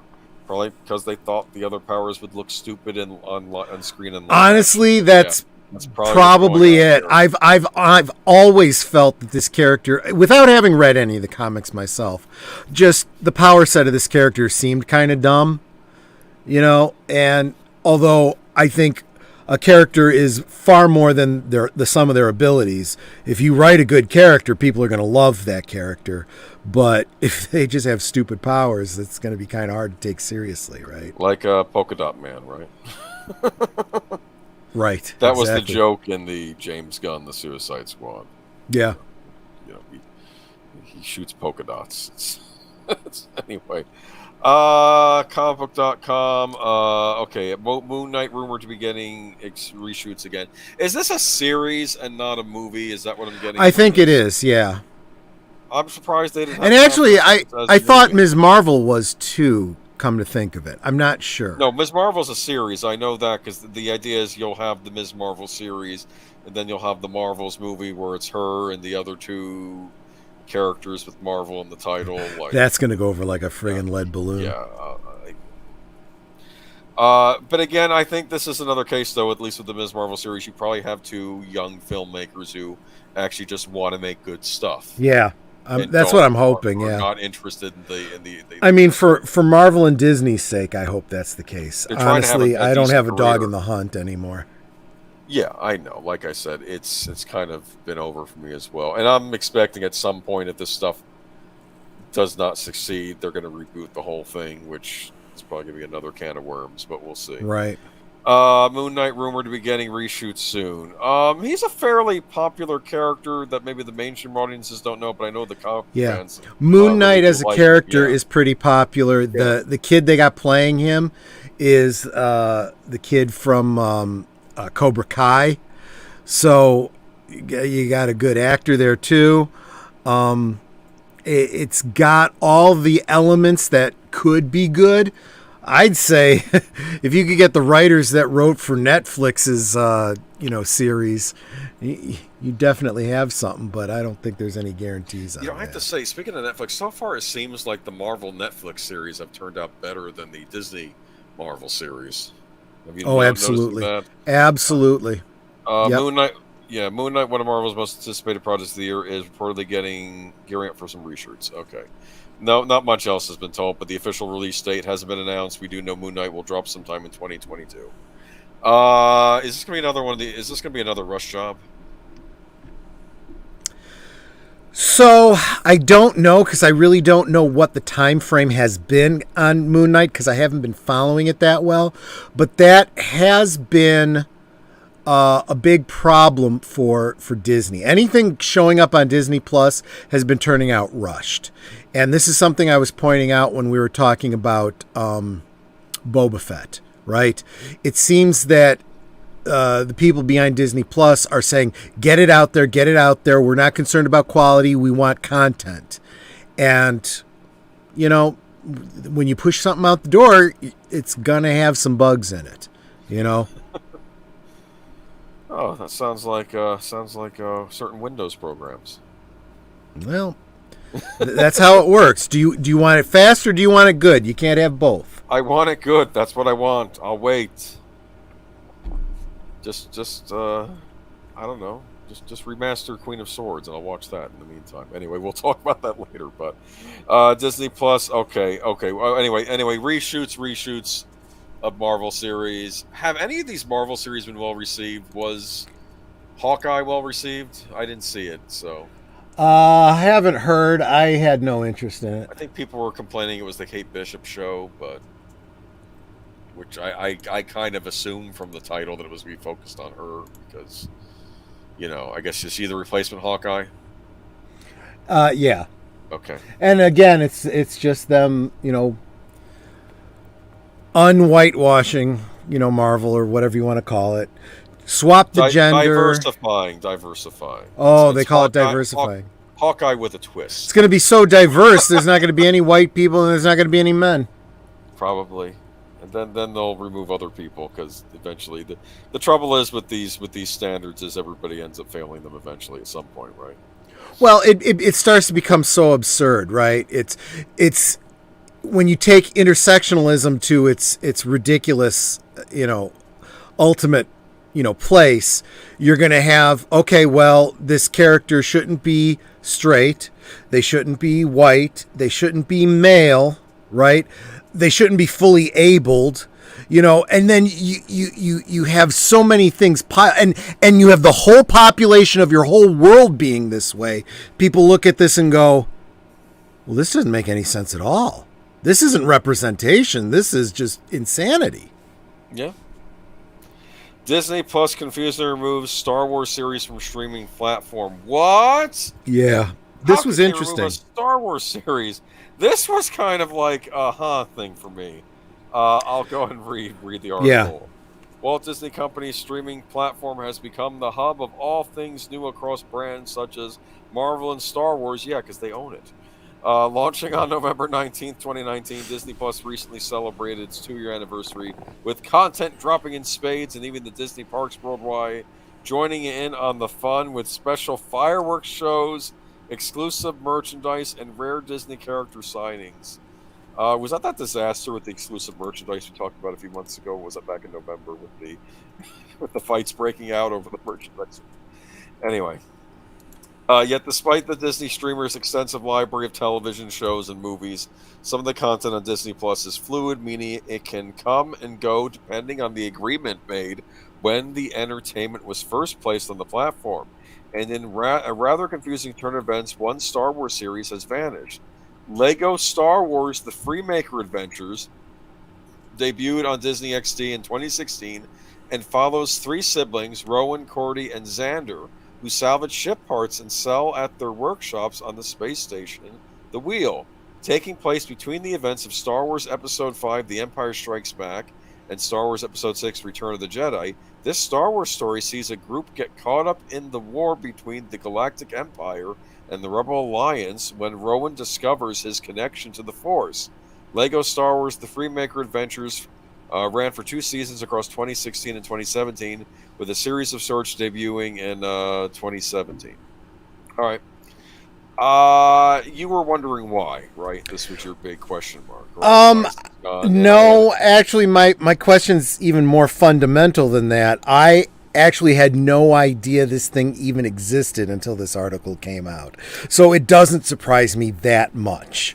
Okay? If I didn't know about it, and you know, I haven't seen a lot of people talking about it in the multiple Star Wars, you know, forums that I run in, I guess it shouldn't surprise anybody that it's getting pulled. But from what I've heard since, apparently it did have a bit of a following, and there were people that liked it. I just happen to be one of those people that if it's a Lego cartoon, I don't immediately want to go out and see it, even though I've heard that the Lego Batman was the best Batman we've seen, since, the 80s. No? I disagree. I did not like the Lego Batman movie. I liked the Lego movie. I thought the Lego movie was fun. I actually did like it. I didn't like the Lego Batman movie because, in my opinion, it's another one of these movies that was just, let's throw out every Warner property we can into the movie, kind of like they did with that Space Jam. I went into it wanting to like it, too. This isn't me going hating on it from the beginning. The trailer was a lie, because the trailer starts out as it looks like the Joker is organizing every villain in Gotham City to fight Batman. And that ends up just being the first 5 minutes. Oh, okay. And then it's about the Joker going into the Phantom Zone and bringing out Daleks and Voldemort and everything else. I know that sounds cool on paper, but I didn't like it. It bugged me. The whole thing bugged me. And he said, yeah, they're British robots. Ask your nerdy friends. And I'm like, and I'm like, no, Daleks aren't robots. How many times do I have to scream that the Daleks aren't robots? They're not robots.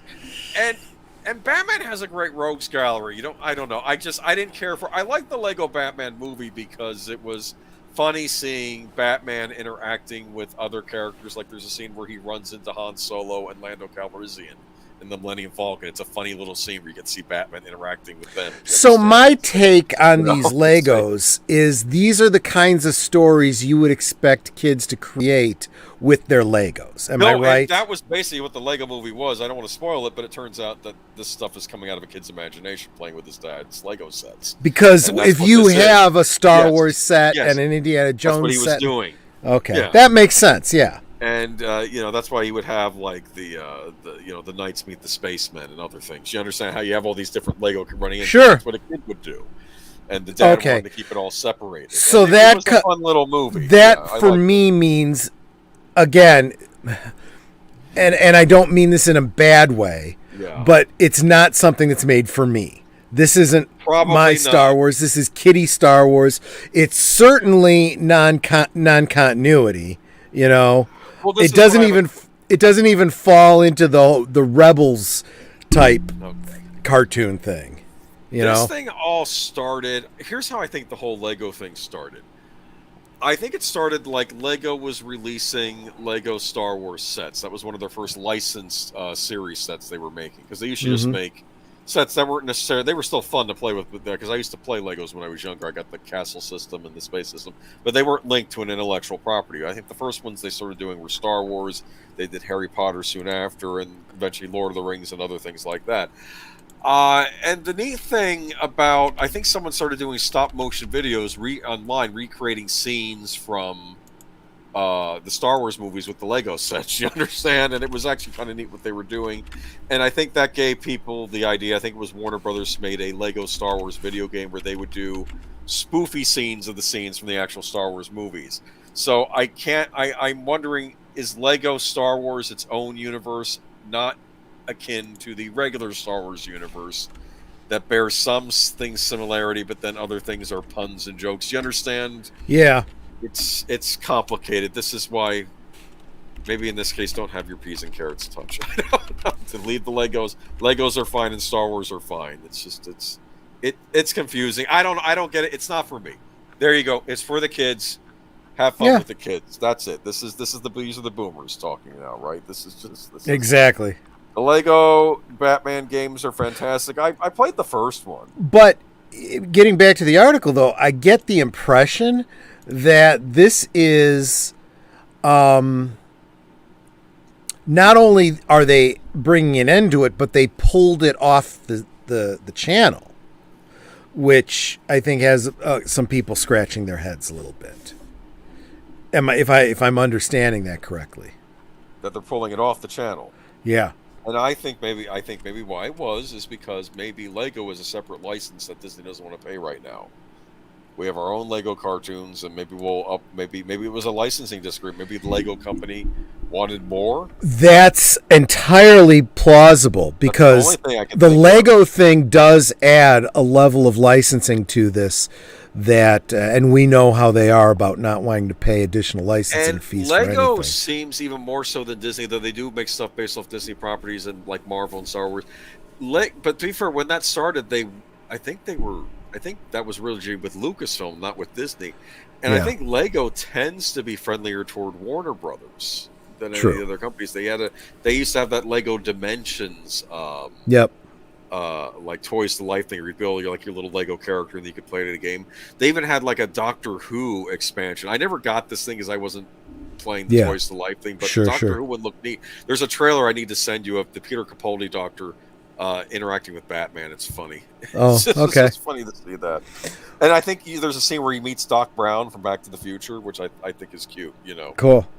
But basically what it comes down to is I don't think this is a big one, but it is something that kind of sent some minor ripples through the Star Wars community. So, Oh, Auto Dread. I didn't like the Lego Batman movie. They implied Joker Batman relation was. I think maybe bromance, maybe the better term. Of course, I don't know if I like the term bromance either, but it was more like the Joker was obsessed with Batman and Batman was ignoring him. But I think maybe they were trying to go more for like the quote unquote bro. If that makes any sense. Sure. Did I bring up romance on stream? It's like when George Costanza liked his guy friend that Elaine was dating, but it wasn't like. Never mind. It's not romantic. Yeah, not romantic, but I don't know. What do they call it? Man crush or something? Right. Maybe they shouldn't have gone there with it either. I know some people like the Lego Batman movie. I just think there have been better Batman parodies than this. Quantum Leap reboot at NBC. Oh my word! I thought we covered this already. Okay, let's move on. Lego Star Wars Freemaker Adventures. Buy physical media, right? Yep. Okay, anyway.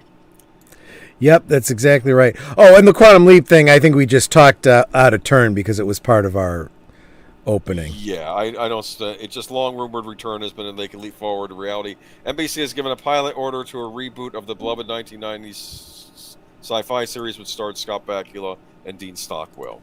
Pity we lost Dean Stockwell, huh? Yeah. Good actor, him. I actually liked him on the Battlestar Galactica reboot. Oh yeah, that's right. His character on there was pretty interesting. He was basically a villain on that show. Yeah, he was one of the Cylon clones, and he had two of them had different personalities, but they were both bad. Yeah, did you notice that?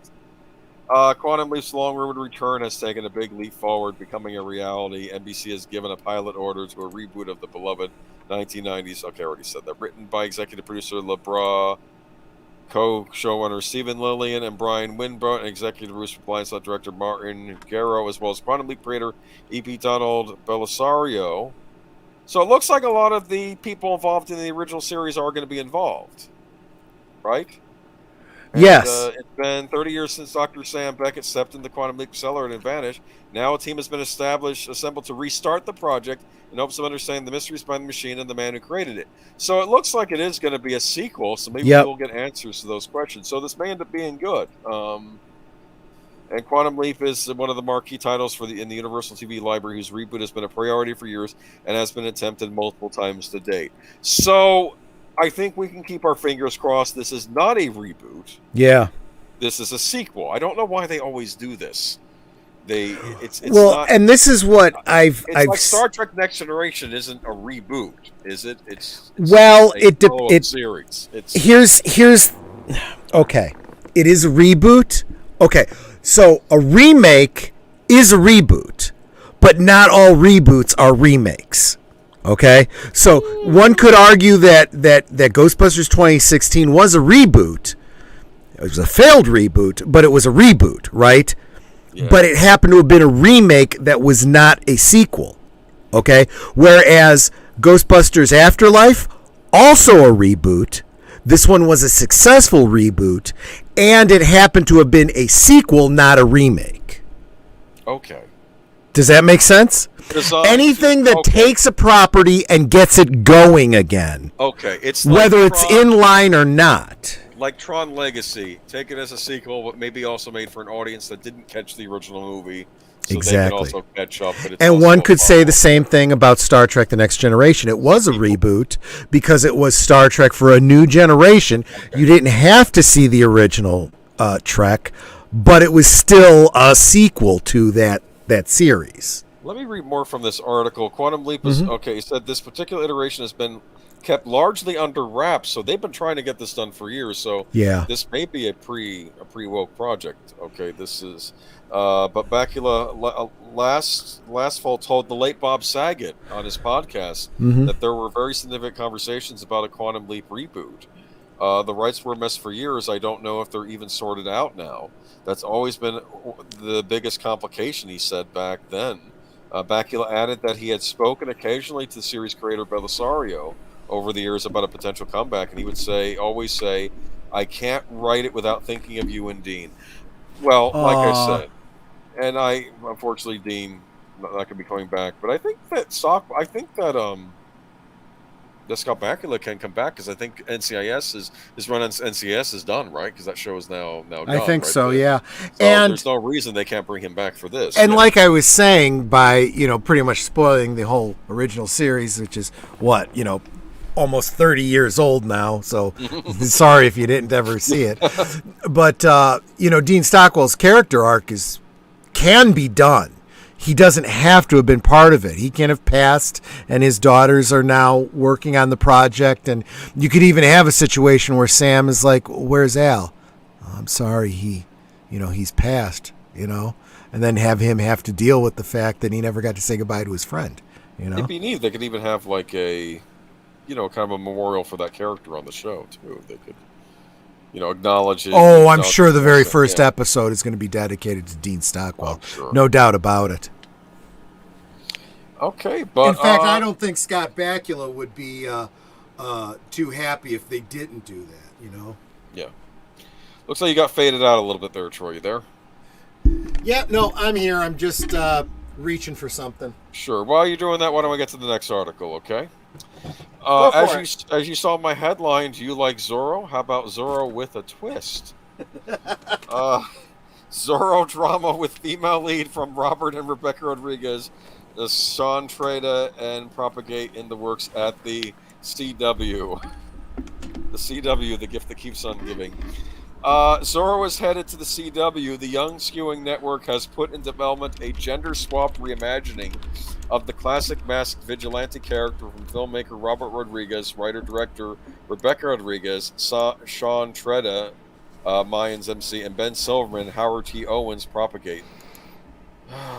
Did Forbes write this article? Okay, no, this is deadline. CBS Studios, where Propagate has a deal, is the studio. This is the new incarnation of the project, which was in development at NBC during the 2020-21 cycle, with Treda as a new addition to the brothers and sister writing team of Robert and Rebecca Rodriguez. Co-penned by the trio and to be directed by Rebecca Rodriguez and Zorro, a young Latinx. Oh, God, here we go again. The Latina woman seeking vengeance for her father's murder joins a secret society and adopts the outlaw persona of Zorro. I hear the story by Rebecca Rodriguez was already in place when Treda, who has an overall deal at CBS Studios, came on board earlier this cycle to write the script.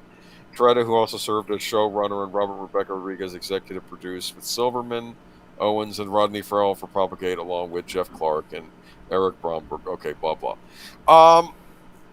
I remember many years ago he was apparently attached to do Mask of Zorro, but I don't think that worked out. They ended up getting, I think, Roger Spottiswoode to direct that movie. Guy that directed a lot of the Bond movies. Right. I like Robert Rodriguez. He's done some great stuff. I don't know. I'm getting tired of the gender swap thing. I was making a joke during the Die Hard 2 rewatch the other day on Birdman's channel. I was saying, how about we have Die Hard with a twist?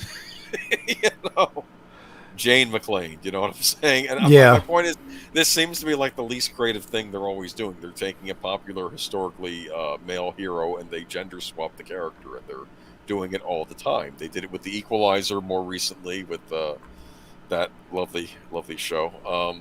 And I don't know. I don't get it. It's funny because I think you even put this in the thumbnail. You put a picture of the of the actress from a show called Queen of Swords, which wasn't a Zorro reboot, but it was inspired by Zorro, except it had a female in the lead, and this was made during the 90s. In fact, from what I learned, I think Sony tried suing, because Sony put out Mask of Zorro, and they tried suing the show, and I think it was ruled out saying Zorro is in the public domain. Right. So even if they did take from Zorro, it doesn't matter because it's public domain at this point. So that's exactly right. They lost. But in fairness, I will say this. I do know that there was a female Zorro a long time ago, back in the black and white era. Midnight's Edge did a Zorro retrospective and talked a little bit about it. So the idea of a female Zorro is not new by any stretch of the imagination. And there was even a comic book line from, what was the comic book company? I forget. Dynamite Entertainment. They did in 2012 a 24-issue run called Lady Zorro. So this is not something that's new, really. Just out of curiosity, what did Lady Zorro look like? She looked a lot like the Queen of Swords or whatever. She was a very, very attractive and beguiling woman. But with a lot of red in her outfit. Okay. So she had a red lining in her cape. The top of her bust and sleeves are red, but she's definitely wearing that black, what do you call not halter, bustier, and tight pants that, with the pirate boots. I hate that. I hate that stuff. I really do. I'm kidding. Well, I can kind of see the pirate boot with the high heel. I do see a lot of women that are like, how do you do all the pirate stuff with the high heels? And I kind of get that. Yeah, on the PlayStation 3, when you could still get the sexy women backdrops for your background before Sony said no to that, I have 3 pirate women. Yeah. 3 different ones for pirate women. I don't know, but Queen of Swords looked like kind of a fun time. I like the lead actress they cast in that show. She was a lovely lady. But no, I don't know how the show. I'm sure that she's not going to be on screen to look nice for me. Well, I'll tell you something else. If they keep pushing this whole Latinx thing, you better believe they're not going to have the Latin community behind this. Yeah, I don't know. And of course, the CW keeps pushing racial slurs using Latinx or Latin. I say Latinx because it sounds stupid and it's a stupid word when referring to Hispanics and Latinos. Yes, this is just were the Republican family, were the Rodriguez family okay with the use of the word? I don't know. This could have been the person writing the article too. It may not even. Yeah, it almost certainly was the writer of the article. Yeah. That's oftentimes the problem here. It's not necessarily coming from the production company. It's coming from whoever, journal moron decides, that's the language they want to use. Did you know that the CW And Auditor Dredd, before we get into it, Zara should not be her name because the name Zorro means fox, and it is not gender specific. Doesn't matter who holds the title. The word itself is Zorro. No. Yeah. Yeah, so that's the first thing I will point out. Do. I'm calling a prediction on this show. Zorex, right? I'm calling a prediction on this show. She'll be disguised. She'll be pretending to be a male character, probably. What do you think? The male hero Zorro. Turns out Zorro always was a woman in disguise. I bet you didn't know it. Oh gosh. I think that's how they're gonna go. Actually, it's like the Legend of Zorro. That's what they'll go. It's like, turns out this legendary figure Zorro, because in order to be taken seriously, she had to pretend to be a man. No, I think. You think they're gonna go there? I think it's more like if they're doing it in any way intelligently, it's going to be kind of like the Phantom, where it's an identity handed down through generations. Well, that's interesting because that's what they did with the Mask of Zorro. Remember? Right. Because you had Anthony Hopkins playing the older Zorro, and then he passes it down to Antonio Banderas, and I liked that. That was interesting, and that'd be cool if they did this. In fact, even if it took place, is it supposed to take place modern day, or is it taking place back in the That I'm not clear about. I had heard Spanish still held out California. I had heard something separately about it taking place modern day and her being some sort of a hacker or something like that. I'm like, no. That's exactly what I said too. No, but that is becoming a television cliche. The hacker woman. But the idea of it being the idea of it though being handed down through the generations is actually it even goes before that. There was the Mark of Zorro back in the 20s, and then it was Don Q, son of Zorro, in 1925. Okay. So this whole idea of it being a handed down identity makes perfect sense. And in that regard, I am not necessarily opposed to a female Zorro. Problem is, usually with a handed down identity, like the Phantom, you think the Phantom is some sort of immortal person, right? Well, when it suddenly changes genders, you go, oh, I see what just happened there. Yep. Not only that, but like in a bubble, I wouldn't care, but this is a trend. That's what's bothering me about this. I do like Robert Rodriguez. I was just going to say, on the other hand, Robert Rodriguez has enough goodwill built up with me that I'm willing to give it the benefit of the doubt. It would be interesting if they do cast Rosa Salazar in this role. If they cast Rosa Salazar, screw it all, I'm in 100%. Yeah. So all other arguments are completely invalid to me. Okay, so cast a good leading actress that fans love, and this may help. And have some good writing. I mean, it is Robert Rodriguez and his sister. I don't know much about what his sister has done, but we'll see. I don't know. I just, like I said, I think this trend, though, is getting a little silly. But remember when they gender swap characters, but as a spinoff rather than a female clone of the male character, like Batman the Batgirl and Hulk the She-Hulk? Yeah, and even with something like Queen of Swords, it was a different character. It wasn't Zorro. Keep in mind, too, back then it wasn't always just because they were trying to go for the demographic or any woke points or anything. In the case of like Spider-Woman, the entire reason for it was to publish with the name so that they had intellectual property protection, so that some other company didn't come out with a Spider-Woman and cause brand confusion. That's the whole reason that Jessica Drew was created, to become Spider-Woman. That's also why her origin is kind of shit. Oh, yeah. I know someone did that to EVS. I don't think it was Robert Rodriguez, but I have to look that up. That was somebody else that did that. Maybe it was somebody I mentioned in the thing. I don't know, but we'll. I remember that was awful when that happened. Rights issues, like with Spider-Woman. I don't know. Well, Zorro's public domain, so anybody can do a Zorro movie. It's that used to be a thing with characters, and I think that our copyright laws, there's a problem. I think certain characters should have become public domain. I think Superman right now would be better served if he was public domain rather than dude. The guy's name is Robbie Rodriguez. He's a completely different guy. He's a comic book guy. No, that guy is a piece of something. I know who you're talking about. But that Robbie Rodriguez, unrelated. Yeah, unrelated. Yeah, similar first name. That's probably why he calls himself Robbie. Robert Rodriguez. He gave us Alita. He gets points for Alita. He gave us Desperado, other movies. He gave us Planet Terror, which is one of my favorites. Oh yeah. Love Planet Terror. And he's done a lot of work with Quentin Tarantino, so that alone. It doesn't have to be bad. Right. CW gives me pause. I do understand this was a production that was supposed to go somewhere else. Did you know the CW redid Kung Fu? No, I did not.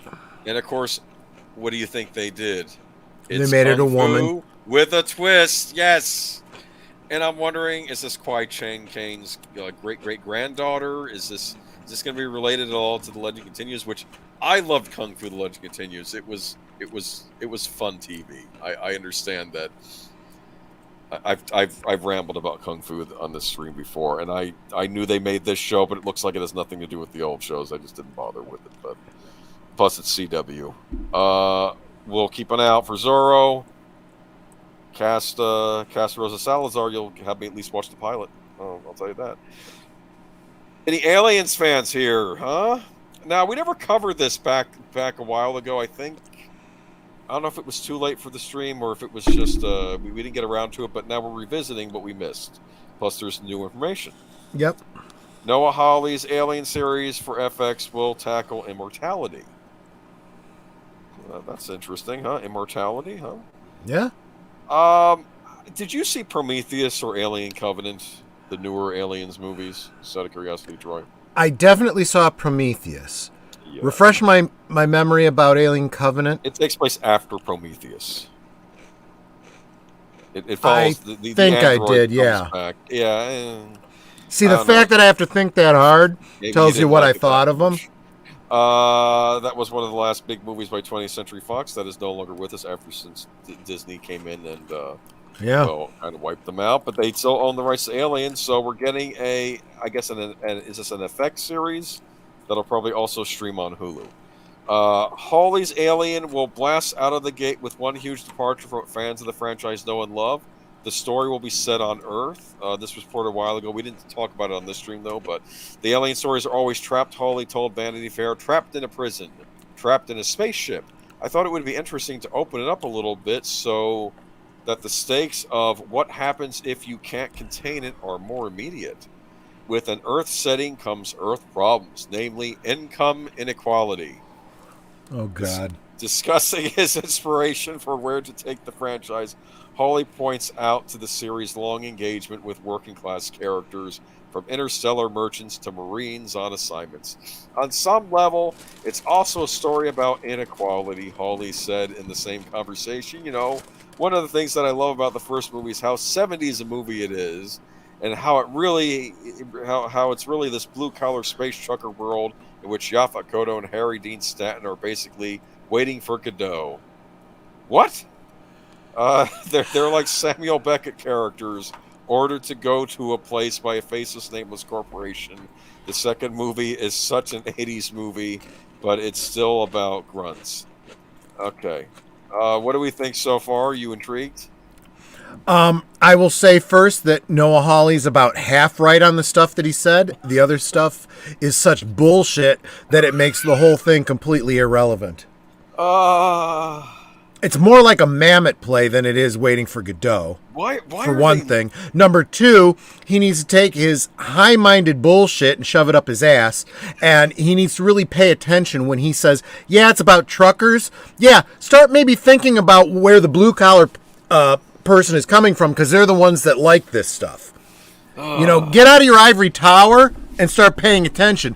I don't want to hear some rich person, you know, someone who's quoting about waiting for Godot. I don't want to hear what he thinks about inequality. This is ridiculous. Why is he leading with this? Like, even if like class stratification is a thing on the show, that's not supposed to be the focus. Focus is the xenomorph, or maybe some bad people working in the corporation. But this is, I don't know. Let's keep moving. In later installments of the Alien franchise, that faceless, nameless corporation was sketched as the Wayland Yutani Corporation, a big, bad, mega corporate profiteer whose activities include deep space transport, planetary colonialization, and terraform, to say nothing of their shady business studying xenomorphs. Hawley plans to widen the lens from the franchise's familiar grunts, with an added emphasis on the corporate raiders dispatching them into deep space. In my show, you'll be going to see the people who are sending them, Hawley said. So you will see what happens when the inequality we're struggling with now isn't resolved. If we as a society can't figure out how to prop each other up and spread the wealth, then that's what's going to happen. There you go. Spread the wealth. Share it around. Socialism. Fuck you. I'm done. I'm out. I have nothing to do with this. Strikes me as being rather preachy before this show's even come on.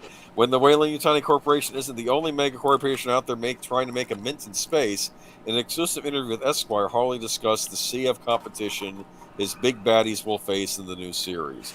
I'm telling you, I'm getting sick of rich people bitching about rich people. I really am. These are your friends, dude. These are who you are allied with. It's not us. It's set on Earth of the future. At this moment, I described it as Edison versus Westinghouse versus Tesla. Someone's going to monopolize electricity. We just don't know which one it is. In the movies, we have this Wayland Yutani Corporation, which is clearly also developing artificial intelligence. But what if there are other companies trying to look at immortality in a different way with cyborg enhancements or transhuman downloads? Which of the technologies is going to win? It's ultimately a classic science fiction question.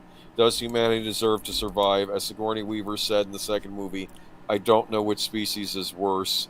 At least they don't fuck each other over a percentage. Well, I'm not looking forward to this. For starters, it seems like every time they set one of these aliens movies on Earth, we get Alien versus Predator, right? Which we're not exactly. I agree with Auditor Dread. I say let's nuke the series from orbit.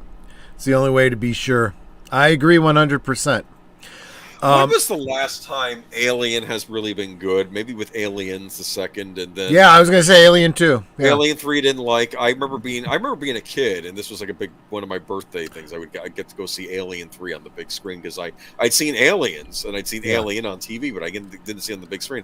Oh wow, Alien 3, and it's this depressing movie set in a prison, and the characters that were saved in the other movie are dead, and then Ripley dies at the end. It's okay. What's the point? And then we got Alien and Resurrection. Was that the fourth one? Yeah. Which, there were things in it I liked. I appreciated the fact that it was so far in the future that the whole corporation thing was gone, and it was like, it was some colonial government now running things, right? Which I thought was kind of interesting. And then we get the Alien versus Predator movies, and I saw the first one, and I hated it, and I didn't even bother with the second one, which I heard is atrocious. Prometheus was weird, and I don't think I loved it, but at least I'll say this, Ridley Scott was trying something there. Yeah. And then we have Alien Covenant, which was, I don't know, a great performance by Michael Fassbender. If it had just been about him, and they didn't bother bringing the alien into it, I think I would have liked the movie a lot more. If there was ever a time to do a reboot, okay, do the Halloween thing and go, forget all of that stuff. We're going to do a new Halloween, or we're going to do a new Alien 3. And Newt's not dead, and, Oh, you never heard about that, did you? I did hear about that. I knew there were plans for that, yeah. The director of District 9 had plans, and it was going to have Hicks and Sigourney older, and Newt was going to be an adult, and it was going to take place on a colony, and it was going to deal with the aliens again. And it struck me as rather interesting, as it was bringing back the characters we loved, and I would have liked to have seen that. And then apparently Ridley Scott got involved and said, "No, I'm doing my own Alien sequels, Prometheus and this other thing." Yeah. So you know what? Fuck all that shit. I'm done. I agree. Nuke it from orbit. That's the only way to be sure. Go Team Ghost Planet, go! I hate communists. You know what this reminds me of? Did you ever see the Seinfeld episode where Kramer got a job as a mall Santa Claus, and he started talking to Elaine's communist friend, and then the kid wants this toy for Christmas, and he says, "Oh, you don't want to you don't want that toy. It was made by exploiters. You want to own the means of production." And the kid looks at him and says, "Commie, this guy's a commie." It was funny. Oh, Seinfeld. Poor Jerry Seinfeld, too. He's getting frustrated with this crap, too. He's just... Everyone with a friggin' brain is. Alien Isolation, the video game, is good, too. Yeah, I've heard good things about that. Sega did a great little video game based on Alien Dark Horse Comics did a lot of good comics, too, set for in Alien. The whole Alien versus Predator thing comes from that. And there were some great stories there.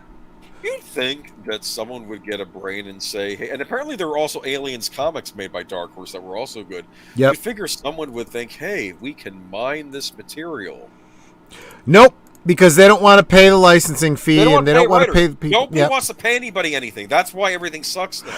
You get what you pay for. And if you don't pay for it, you get shit. Another point of that Hollywood article, I made a point in the beginning, was that they were making a point that a lot of these new writers and people work on these sets, they're not making enough money to afford to live in LA and all these other places. And I'm thinking, yeah, they're not actually getting paid for expertise. See, you actually have to pay people money too. No matter what their background is, you have to pay them money, because also when you don't pay people enough money, you really get their best. Right. Like, if I have a nice career and I'm doing well, I'm going to want to make the thing that much better because it's an incentive. But if I'm not making anything, maybe I cut corners. Maybe the dialogue isn't as sharp as it could be, and maybe characterization isn't as sharp as it could be because you're not really paying me for quality stuff. Yep. I don't know. That's just me. What do I know, right? Okay. I'm just a guy who talks about crap on YouTube. Pretty much, yeah. AMC Networks acquires Made in the Abyss. Okay, this you put under anime, but I think for me this is streaming wars, and I'll explain to you why. I can see that too. This I found fascinating because recently I did pay for a 1-year subscription to AMC Plus because they had it on sale for $23.99, and I'm like, that seems very cheap for a whole year subscription to a streaming platform. I'm gonna pick it up because apparently it comes with Shudder, and Shudder I've always been curious about because Shudder billed itself as the horror streaming channel. Like, you get all these old horror movies plus exclusive series, like they've done a Creepshow series on there and other things. You know, based on the Stephen King, George Romero movie from the early '80s, they did a series based on that, so like an anthology show. So I figured $24, I'll do a subscription. Well, this may pay off for me because apparently they've acquired Made in the Abyss distributor Sentai and anime streamer. What is the headline? High Dive. That's what they got. And I never heard of High Dive, but AMC. Let me read from this article. AMC Networks has acquired Cool Japan Funds anime content distributor Sentai as in its assets, including niche description streamer service High Dive. And Sentai's anime-centric direct-to-consumer platform will join AMC Network's lineup of targeted streaming services, which includes AMC Plus, Acorn TV, Shudder, Sundance Now, and all BLK. Okay, this is what I want to know. Will High Dive be merged with AMC Plus? Or is it something you still have to purchase separately? Because I'm thinking if they want to push AMC Plus, they want to have anime on there, because a lot of these streaming channels realize they need anime on their platforms because that's what all the Zoomers are watching. Look at Hulu has a lot of stuff. I know that Warner, even HBO Max, has anime on there.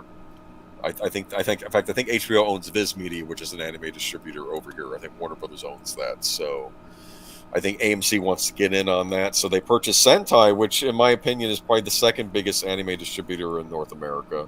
They're not up there with Funimation, but they do distribute a lot of stuff. So, and this gives them access to anime titles such as Made in Abyss, Kame ga Kill, Food Wars, Clannad. Is it wrong to try to pick up girls in a dungeon? I've seen that one. No, the Japanese are doing so much stuff with like RPG type series, like people in like they're either about people from our world getting stuck in an RPG world, or just about like an RPG world that exists, and it's like, you know, they're setting stuff in that, like, yeah.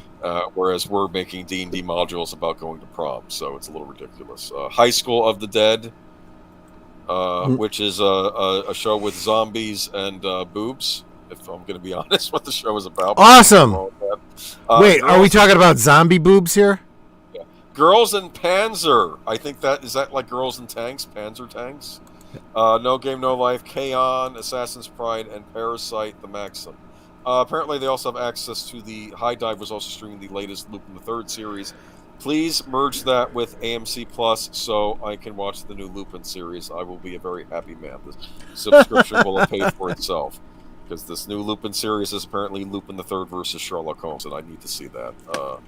Along with this announcement of the Sentai High Dive acquisition, AMC Networks said Wednesday it expects to reach between 20 million to 25 million paid subscribers across the streaming services by 2025. The company had previously estimated it would hit a combined 9 million paid subs by the end of 2021, but it's not yet confirmed if it reached that goal. Okay.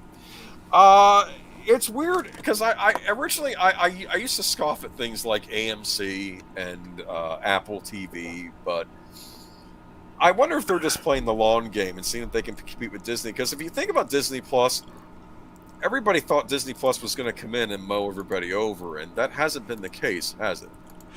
You know, they're kind of they're suffering from their own hubris because they came in with that same attitude. And instead of coming in and it's like the tortoise and the hare, right? They came in like the hare, and they came in and they were certain they were going to win, and they took a nap. And they've been taking a nap all along.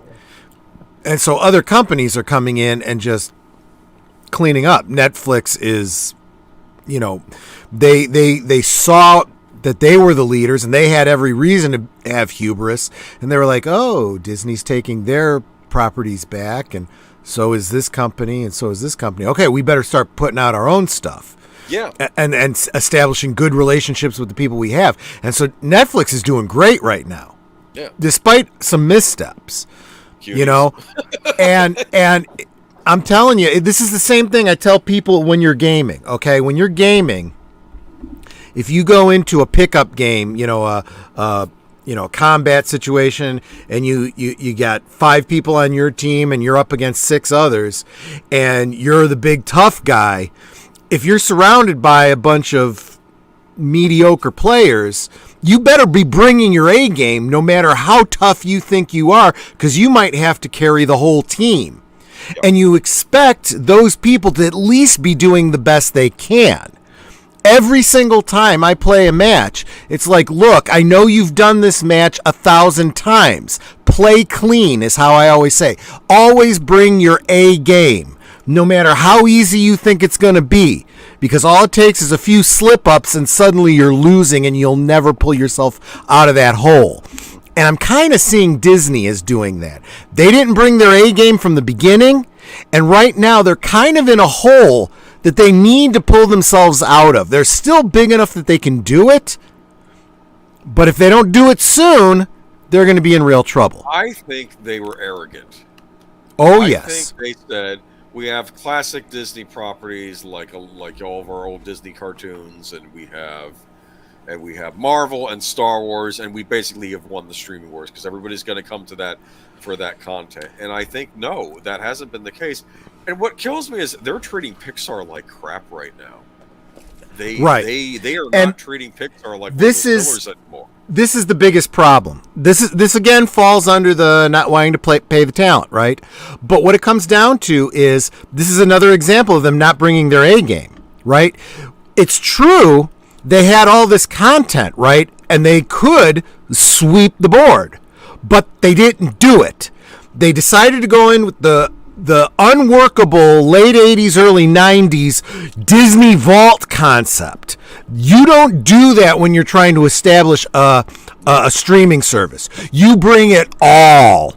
It's the nuking from orbit, like we were just talking about. You drop everything, every show you ever had on Disney XD, and everything you had on the Disney Channel, and every other Disney Channel you had, every movie you've ever done. I don't care if people have a problem with it now. You put it out there. Even if you have to put a warning label on it, you put it on your channel, right? You acquire 20th Century Fox, you throw all of that on there.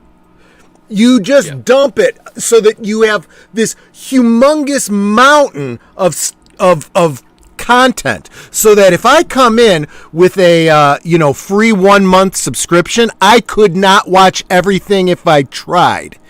I'm locked in, I've got kids, and there's a constant stream of stuff I could have them watch, and they'll never watch a rerun once.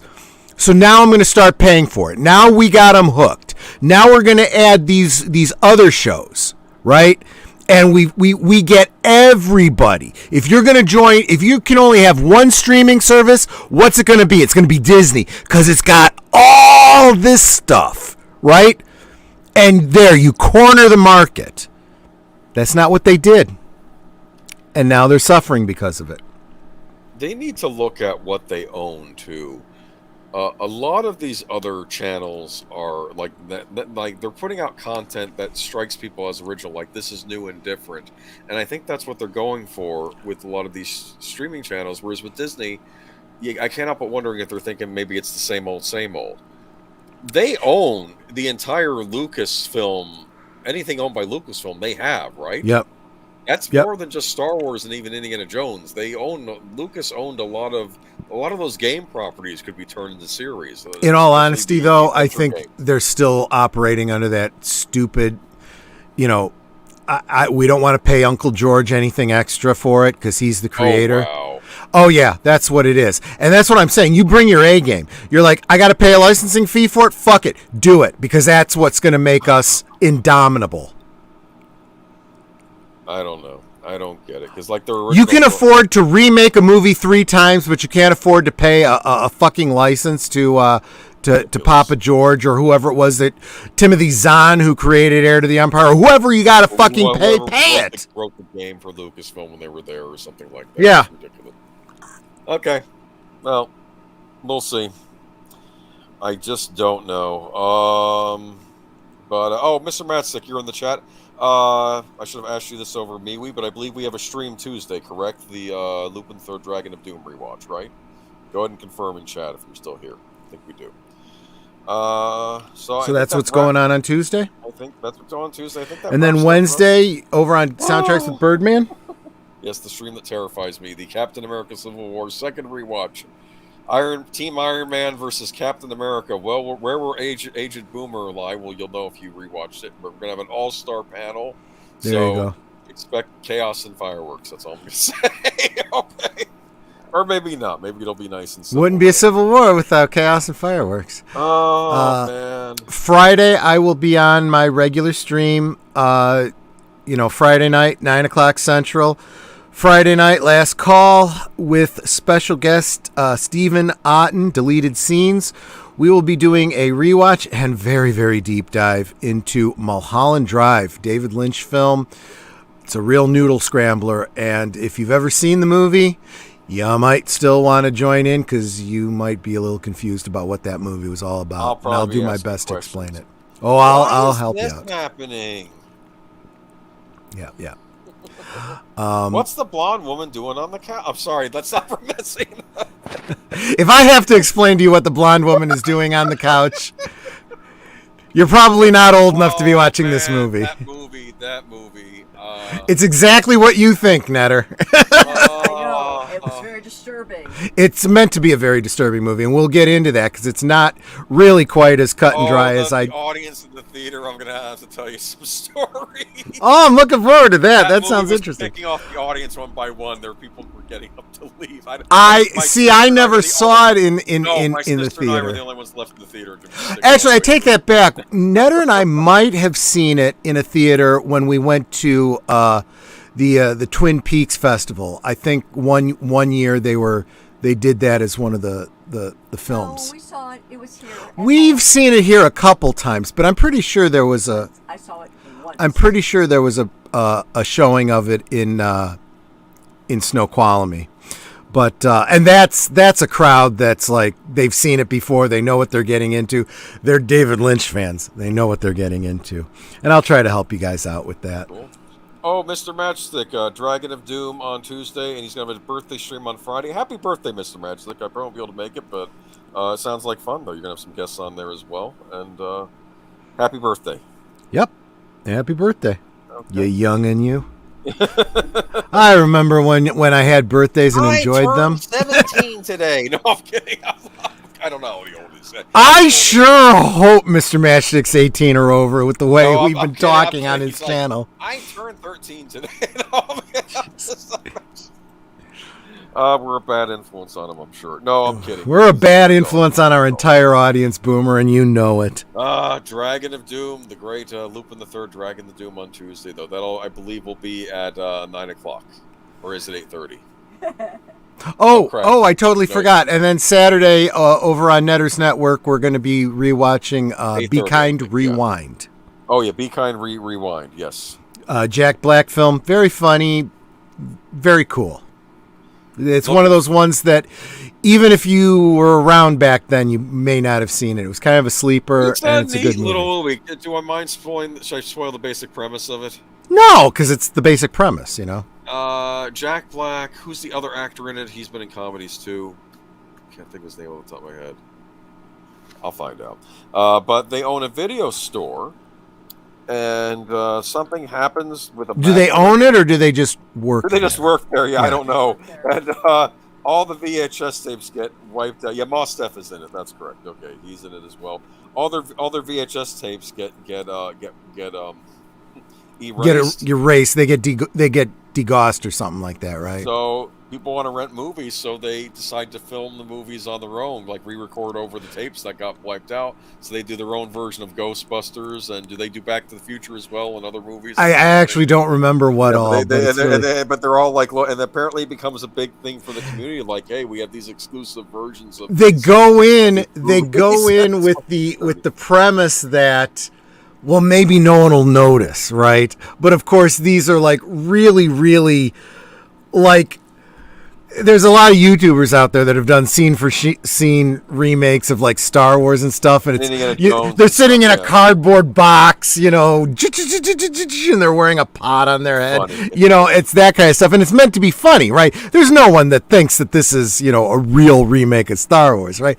But then they explain, their lame comical way of explaining away. Oh, this is the Sweded version of it from Sweden. That's what this is. Oh, that's funny. Yeah, and so everyone's like, oh, I want another one of those Sweded versions. Do you have a Sweded version of? And then they'd pick some other movie. I don't have it. It's out. We'll have it for you tomorrow. And then overnight, he and his buddy are like filming this thing. That's funny. Mr. Massick will be 20 on Friday. Okay, good. Days. That's what they call those your salad days, right? And then you have your main course. And then dessert, and then the brandy and cigars, and then you're puking everything up. Well, that's great.